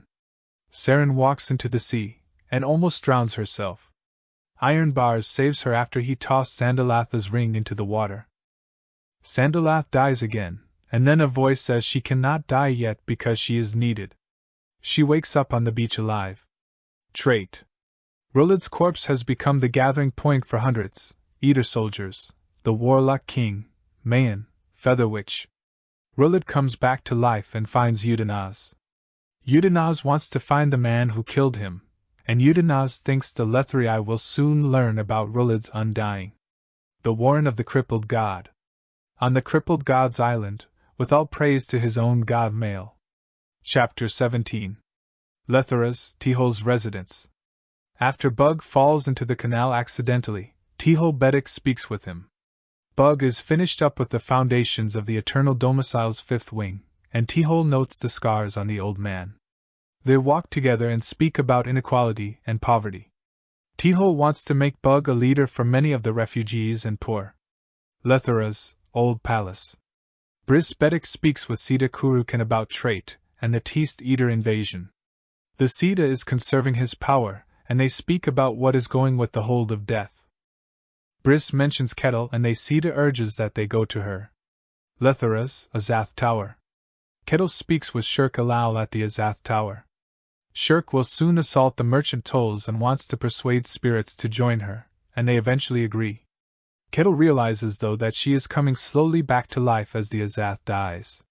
Briss and the Sita come to the Azath Tower and speak to Kettle. She speaks of the Azath Tower, that the heart inside will not fully awake. The Sita believes the house become the hold of death. The Sita thinks the cult of the Nameless foresaw the death of the Azath, so they acted to trap those who might escape. He sees Kettle as no longer the Azath guardian, she just waits for those who will escape. Kettle speaks then of a pretty man with lots of boyfriends and girlfriends who often watches the house and once spoke to her of the hold of death. The man said the hold of death needs no guardian, that its throne is occupied. Briss and the Sita leave. Kettle then finds herself at the side of the Azatha's former prisoner who now serves as its protector. They stand on an ancient battlefield with the Cain Chainmail and speak of Wyvils and the lingering dead. Kettle then tells him of the war, and that the Eater will try to kill him. The man says he will not do the same. Lethera's merchant tolls. Shirk infiltrates the tolls, and one of her spectral companions memorize the ledgers. Lethera's old palace. Kurukan reflects back on his own prophecy on the seventh closure, and wonders if the Lethrii could have been mistaken. Lethera's the trampled peacock. At the trampled peacock, Tihol and Rucket come to supper. Shand, Rissar, and Hijuan are there as well, and after a fight breaks out, Bug and Tihol leave for the night. Chapter 18. Hyrith Village. After their consecrated grounds were destroyed, one of the Narek dreams, fearful dreams, but the tribe still sends to find Hul Bedict. Near High Fort. Fear Sengar speaks with Trull, scolding him for expressing his doubts. Trull says he serves only Fear and nobody else. They speak about Rullet. Trull wants to know who is doing this to him. Trull agrees to only voice his doubts to Fear. High Fort. Queen Janal Diskanar, Prince Quilas, and Morak Nevath are at High Fort. They speak of their cadres and defensive measures. The Queen is confident in the Lethrii. Trull waits with the allied forces and their summoned Kenora demons. Soon both the Lethrii and Krizanen brandish their sorceries, and the Battle of High Fort begins. On the battlefield, Morak loses the Queen and Prince.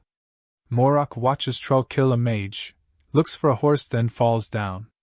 He watches sorcery slaughtering thousands. The Lethrii are fleeing back. Trull calls for a healer and goes towards Fear. Morak watches the Jek ravaging the wounded. He spots the prince being taken prisoner. He hears that the first has been surrendered and the queen is captured as well. He will head south with the Eater. Trull finds a wounded demon and they speak about its homeland. They go off to find a healer, but find Fear and the Krizanen. Trull asks an Arape woman to heal the demon, but she refuses. Fear commands him to leave the demon. Trull apologizes and leaves to find another healer, eventually securing the aid of Henradi Kalag's elder sister. The demon's name is Lilac, and it will be Trull's companion. They go to find Fear, who is with the Lethrii royalty. Rulad wants the prisoners himself, and Trull is allowed to stay with Lilac. Lilac and Trull go to the river and they speak of the demon's land. They speak of the forces of the Narek and the Lethrii people. They contrast the Eater and the Lethrii. Fear finds Trull and they spar, and Fear threatens Trull with death for his challenges to the Empire. Fear leaves and Trull weeps. Chapter 19. Trait. Udanaz is on the docks, watching the sharks and gulls feeding. Feather Witch's beatings have continued, see battles are raging between the two peoples. Udanaz attends a meeting where the Warlock King speaks of visions of the Teast Eater conquering other realms. They make plans to flood these realms and conquer them. Mayan speaks up and accuses Udanaz of being possessed, and Udanaz then speaks on Mayan's abuse of Feather Witch.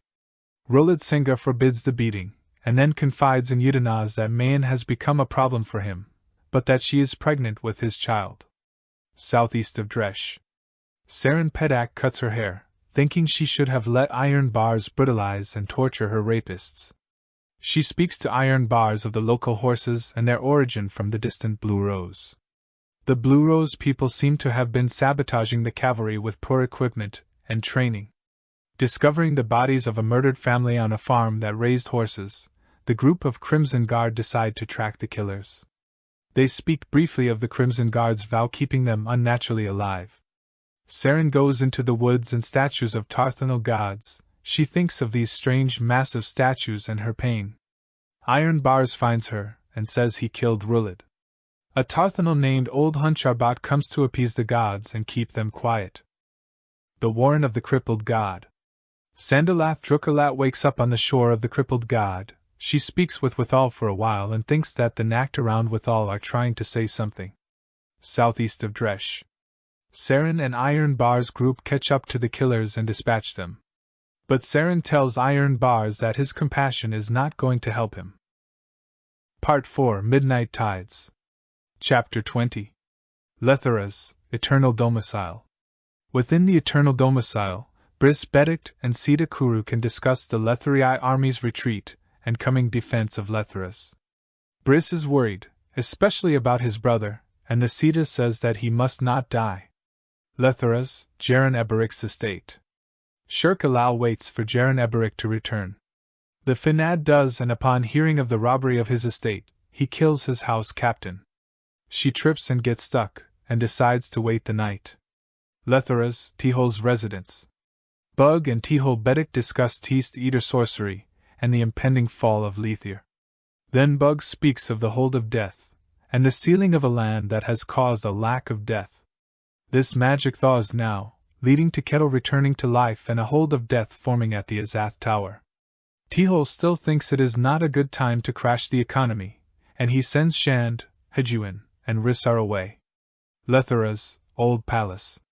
Bris speaks with Queen Janal's consort, Turidal Brizid, who claims to be an objective observer. He says to Bris that the Eater will win, and the Queen wanted war because of wealth and destiny.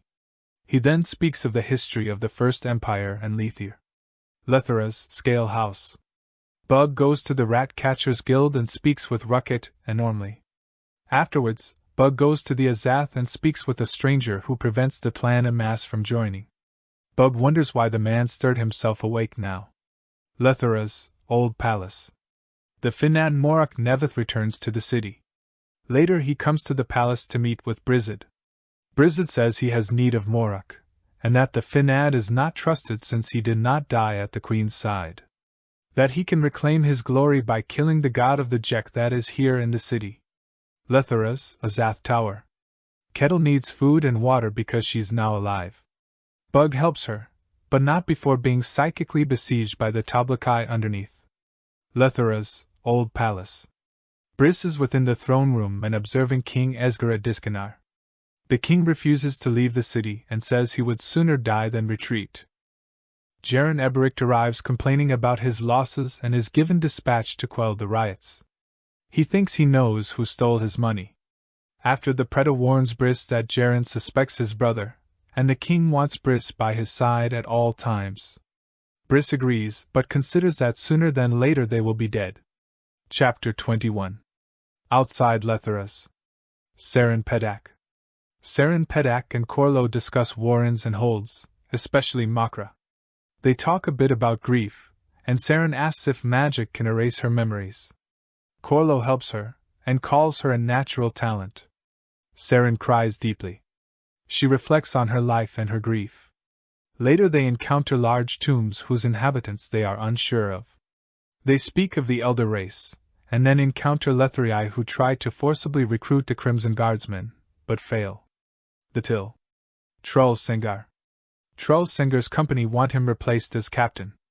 Alrada tells Trull more of the Blue Rose and the truth behind the Teast Eater's ancient betrayal. Trull then meets with his mother. Urith speaks with him about his mistakes, and scolds him for voicing his doubts. They speak then of the Kenalal, Lilac, and the demon's world, and a war within their realm. Trull tries to resign from his post in the army, but fear refuses, and warns Trull again. Trull then speaks with Lilac, and helps the demon escape. Later he tells his mother of this, and Eurus scolds him once more. Together they speak of the demon's world and the river within. Finally Trull wonders if he even belongs to his people anymore. Outside Letharas. Udenaz. Udenaz reflects on the army, and then meets with Hull Bedict. He speaks with Hull about iron bars killing Rulid, Feather Witch's new position, and then of his debt. Udenaz's debt is to a small broker named Huldo who Hull's brother Tihol owns, so Hull clears Udenaz's debt. Rulid Singar. Rulid returns and is troubled by the drowning world, and Udenaz soothes him by asking questions about champions. The Eater planned to seek champions that can kill Rulid so that his power will continue to grow. Saren Pedak. Saren finally comes across 3 armies waiting for the Eater, and they are close to Letharas. Iron Bars suggests she comes with them, but she is going home. Chapter 22. Near Bran's Keep. The various branches of the Teast Eater army unite near Bran's Keep. Trull Sengar reunites with his brothers Fear and Rulid. Together they share a conversation over wine. Rulid and Fear discuss what has happened with Mayan, and Fear accepts an offer to raise Mayan and Rulid's child as his own. Trull speaks later with Udenaz, asking about debt, and Trull wonders why Rulid trusts the slave. The Warlock King arrives then and asks the brothers for help with the demon. Letharas city gates. Saren Pedak and the Crimson Guard discuss how to enter Letharas, and then enter the city proper. Letharas, eternal domicile. Bris Bedic sends word to Tihol, and then speaks with Morak Nevith about Turudo Brizid. They discuss Queen Janal's consort's true identity being an ancient god called the Errant. The Errant has been living in the Lethrii court for centuries. Bris finds Sita Kurukan sleeping on the central tile, and he refuses to move. Browse. The Singer brothers arrive at the village of Browse and find a Forkrolasail named Serenity. In effort to create peace it attacks, killing Rulid and then fleeing. 2 Kenrala demon princes allied with the Eater pursue, while the Eater wait for Rulid's resurrection. The Warren of the Crippled God. Rulid washes up again on shore, watched by Sandalath Drukalat and Withal. They briefly speak, and then Rulid walks off to see the crippled god. Withal continues to pray to his god. Letharas, eternal domicile. King Esgara Diskanar, in accordance with the prophecy of the 7th closure, enters the newly constructed eternal domicile.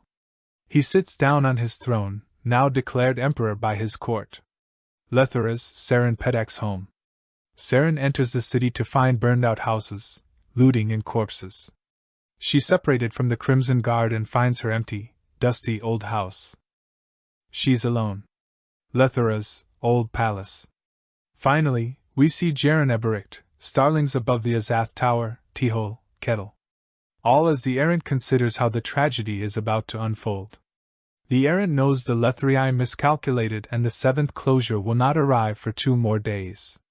Chapter 23. Bran's Keep. The Teast Eater arrive at Bran's Keep. Udenaz thinks on the impeding use of powerful Eater sorcery. He speaks with Featherwitch and the 2 agree that the Lethrii are going to lose. They speak more of Det Mayan and the Krizanin.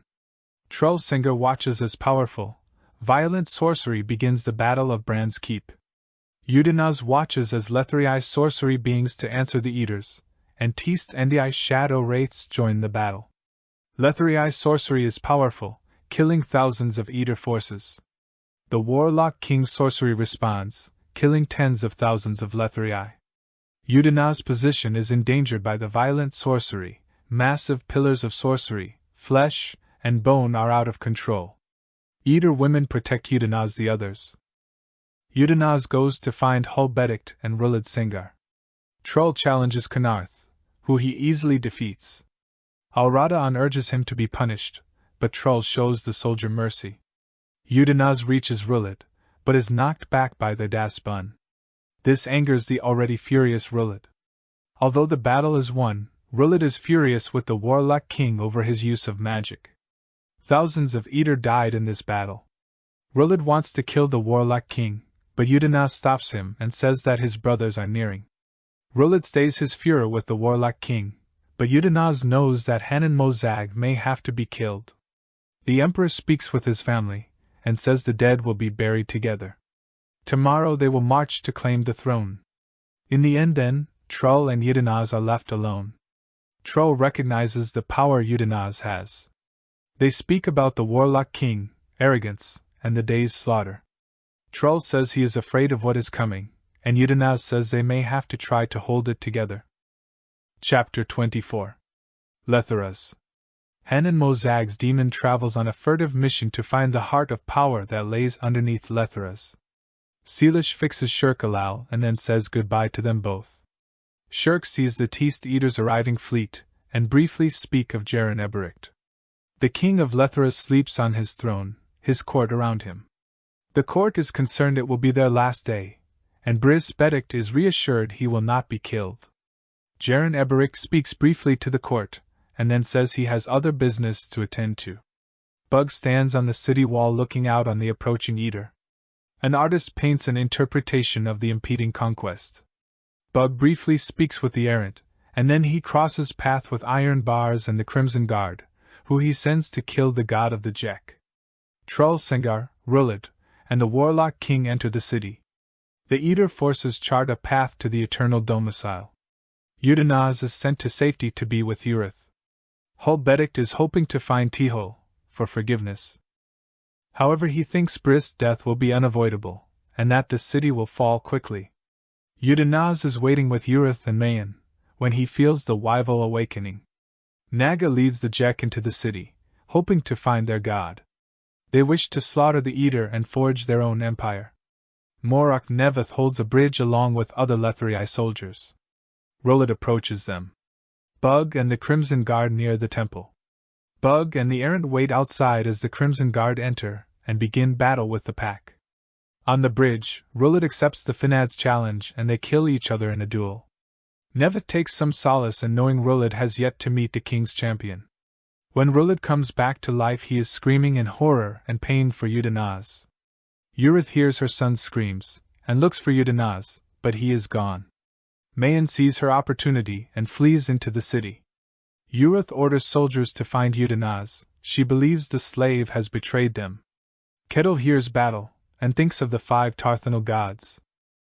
Then a Zath prisoner helping Kettle drags her down to a bank of a swamp, before Sheltatha Lor then drags him into the water. Kettle takes the 2 swords and waits. The Wyval leads Udanaz through the city. His master needs him. Iron Bars and the others defeat the pack, and then the errant heals them. They speak briefly, but Naga finds them and attacks them. Iron Bars kills the soul taken and impresses the errant. They are sent then to find the Tarthanal, but only Iron Bars. The others will go to their ship.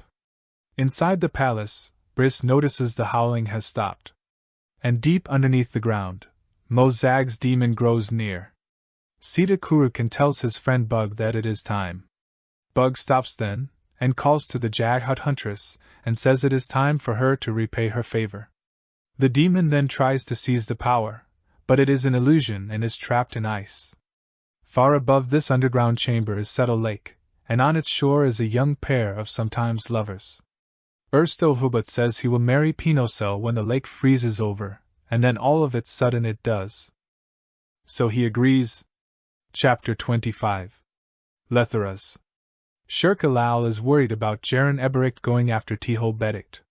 She finds Ablala Pung in the crypt. Ablala says he loves her. Shirk drags Harlest Eberict out of his sarcophagus, and they head towards a cemetery. Rulid Singar continues to scream without Udanaz to comfort him. Trull demands the slave be hunted down. The warlock king tells the emperor that Udanaz has betrayed them, that he can only trust the Teast Eater. Rulid says the Lethrii are nothing and orders Hanan Mozag against the Lethrii soldiers. Urith tells Trull of Mayan's disappearance, and Trull orders their Das and Midik Bun to find her. The warlock king has destroyed the remaining Lethrii soldiers, and he says it will be a day of suffering. Iron Bars arrives then at the Azath Tower, where he tells the Serigal that he has killed the pack, and then battle begins. Bug moves towards the Azath, sensing a convergence there. One of Jaren Eberic's soldiers has killed 2 of Tihol Bedic's bodyguards.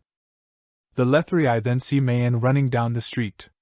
Jaren's soldiers attack some eater, but Jaren pursues Mayan, hoping to capture her for his own violent ends. Tihol's final bodyguard warns him, and Tihol heads across the street to hide.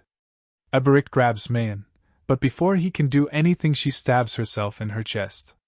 Jaren is shocked, but then is grabbed himself by a mixed-blood Nerek Tarthanol, who takes his time beating him to death.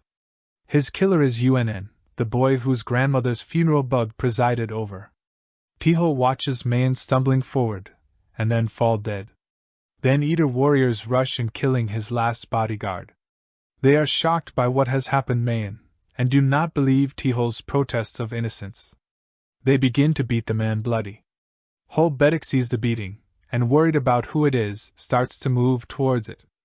A Nerek youth stops him though, and Hol recognizes him as one of Burek the Pale's servants. The Nerek says that Hol's heart has been poisoned because forgiveness is not within him. Then the Nerek stabs Hol from behind, killing the man. Cholas tries to tell the Eater what happened, that Mayan stabbed herself, but it is no use. He covers Tihol's body, but Cholas is beaten as well, and in the end his skull is stomped to death. The errant tries to guide the Warlock King's sorcery, and thinks of Mayan. He watches iron bars, and then begins to move towards the eternal domicile. Ablala finds Corlo outside the Azath Tower, breaks a tree branch off, and then goes in to fight his gods. Udanaz is embattled and bloody, kept alive by the Wyval and Wraith as he gets to the Azath Tower. He enters the barrow of the Master and Wyval crawls free of his body. Kettle sits on the bank of the swamp, and Udanaz's body lies on the bank now. The Wyval crawls into the water, and the Wraith tells Kettle that drops of her blood will revive the slave. Iron Bar struggles against the Saragal, but Ablala helps him. Bug finds the Eater attacking Tihol. The manservant violently kills them all instantly, sending the last one into a magical portal to Bug's warren. He picks up Tihol's body and walks away. Nearing the entrance of the eternal domicile, Trull thinks about power and arrogance, and then they begin to enter. The Warlock King and the Krizanen leading. Bris Bedek watches the Eater approach, and then Taruto Brizid speaks to him, saying that Morak Neveth is dead, that Jaren Eberic pursues a woman. Bris asks the man what his true identity is, and the first consort says he is but a witness. Observing the Sita, Brizid says the entire power of the Sedans will pass through him. The Warlock King approaches the Sita then. Kurukin calls on him to find his sea demon, but he cannot. The Warlock King is enraged, but the Sita bombards him with sorcery. The other Eater are blown back. The Warlock King will fight alone. The Sita's power is terrible, and the power of the Sedans may consume the entire Eater people. The Warlock King starts to quiver, shaking into deformities, chaotic sorcery rending his flesh and muscles. The Sita knocks away Mozag's attack and fire lashes towards Mozag. Fear Sengar sees the Eater failing, and urges Trull to intervene. Trull steps forward in the shadow of the pillar. Feeling he has no choice, he launches a spear and strikes down the Sita. Briss steps forward, but it is no use. Kuru Kwan is dead. Udanaz is healed by Kettle, and she speaks with Wither. The Azath prisoner aiding Kettle then crawls up out of the swamp, and takes his swords. Wither introduces himself to the man, who he names as his Lord Silch's ruin, before diving into the swamp to help the Wyval fend off Sheltoth Alor. Corlo is worried iron bars will die soon, then Shirk and Harlist appear. Ablala kills one of the gods, and iron bars is knocked down. Silchas then emerges, and kills the remaining gods. Rulid enters the throne room, dragging behind him large sacks. The Warlock King drew sorcerous powers from the sacks, and inside he reveals as Queen Jan al Diskanar and Prince Quillas. Both of them are terribly deformed by magic.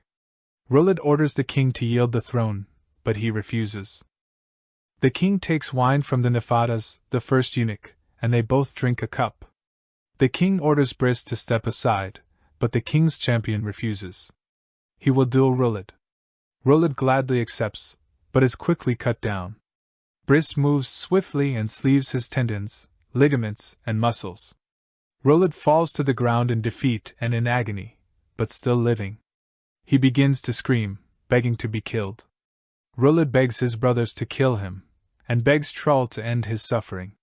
The king orders Briss to kill, but he will not. This is what the Seed is said to do. Briss takes a goblet of wine for himself to drink it. Trull notices the queen laughing when he does this.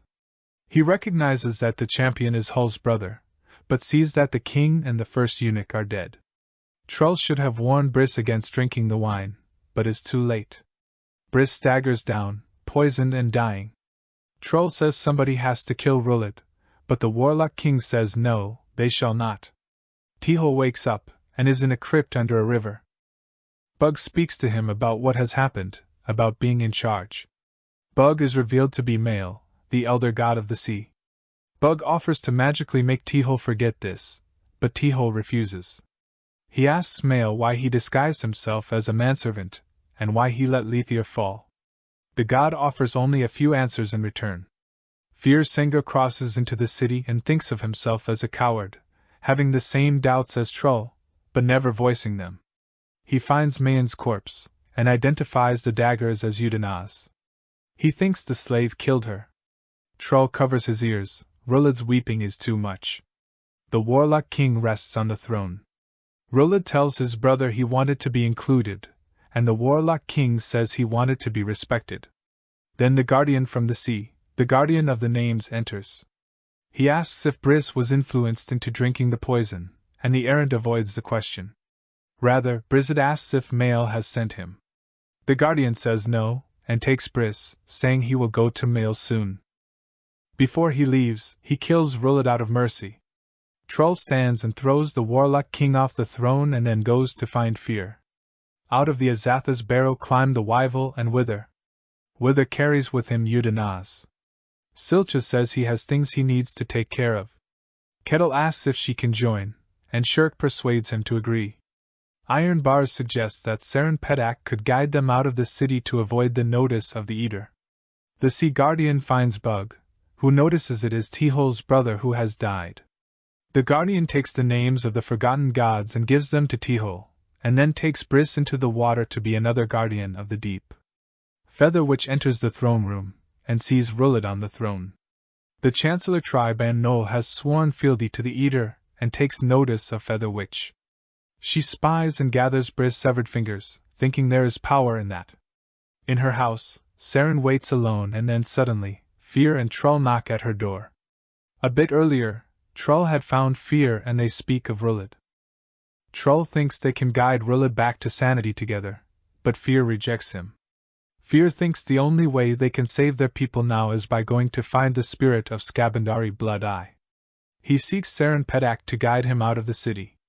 Trull is worried though, because he feels some force guiding them to her house.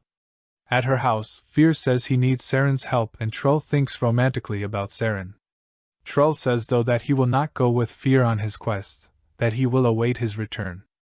Trull offers his sword to Saren, who takes it, thinking the gesture is meaningless now. Then Trull says goodbye to his brother, and wishes him well. Fear and Saren are about to leave when they are found by Kettle, Udenaz, and Wither.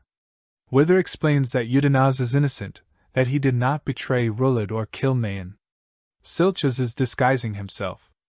After a moment of deliberation, Saren says she will guide them all out of the city together. Shirk climbs back onto Tihol's roof to find the man and his manservant. One of Tihol's eyes has turned blue. Tihol still plans to crash the economy, and says that Shand, Hejuin, and Rissar are best sent to those islands. Shirk Alal says her goodbye and leaves to become a pirate. Tihol then says he is grateful that Bug did not alter his memory, it will let him grieve. Epilogue. The two Kenrala demon princes stand at the edge of a vast and deep hole. They speculate on the hole's depth and whether their urine would fray into the mist before reaching bottom. One brother notes that the Forkrala sail they pursued went down the same hole, while the other brother notes that it happened because he threw it down there. Then they loosen the straps of their drawers to test their theory about urination. The crippled gods warren. Withal, Sandalath Drukerlat, and the three Naks stand on the beach watching a storm raging offshore. It seems powerless to breach the sorceress barrier surrounding the island. Sandalath has been belittling Withal for his constant praying without results. Her remark that the storm seems to be waiting for someone to do something triggers the beginnings of an idea in Withal's mind even as a boat appears in the waves beyond the reef. Withal remembers the strange behavior of the Naks on the island. Build a nest. Kick it down. Build a nest. Kick it down. Then he runs to the crippled god's tent and topples it onto its shrieking occupant. Withal laughs as the storm rushes in and the boat reaches shore on a stretch of calm water amidst the storm's fury. The squat form of Male disembarks, offering the boat for Withal and the others to escape before noting that Withal prays hard enough. As Withal's boat departs, Male says they will see each other again soon as Male has things for the swordsmith to do. But first, he says, he has to beat a god senseless. That was a recap of Midnight Tides by Steven Erikson, Malazan Book of the Fallen, Book 5.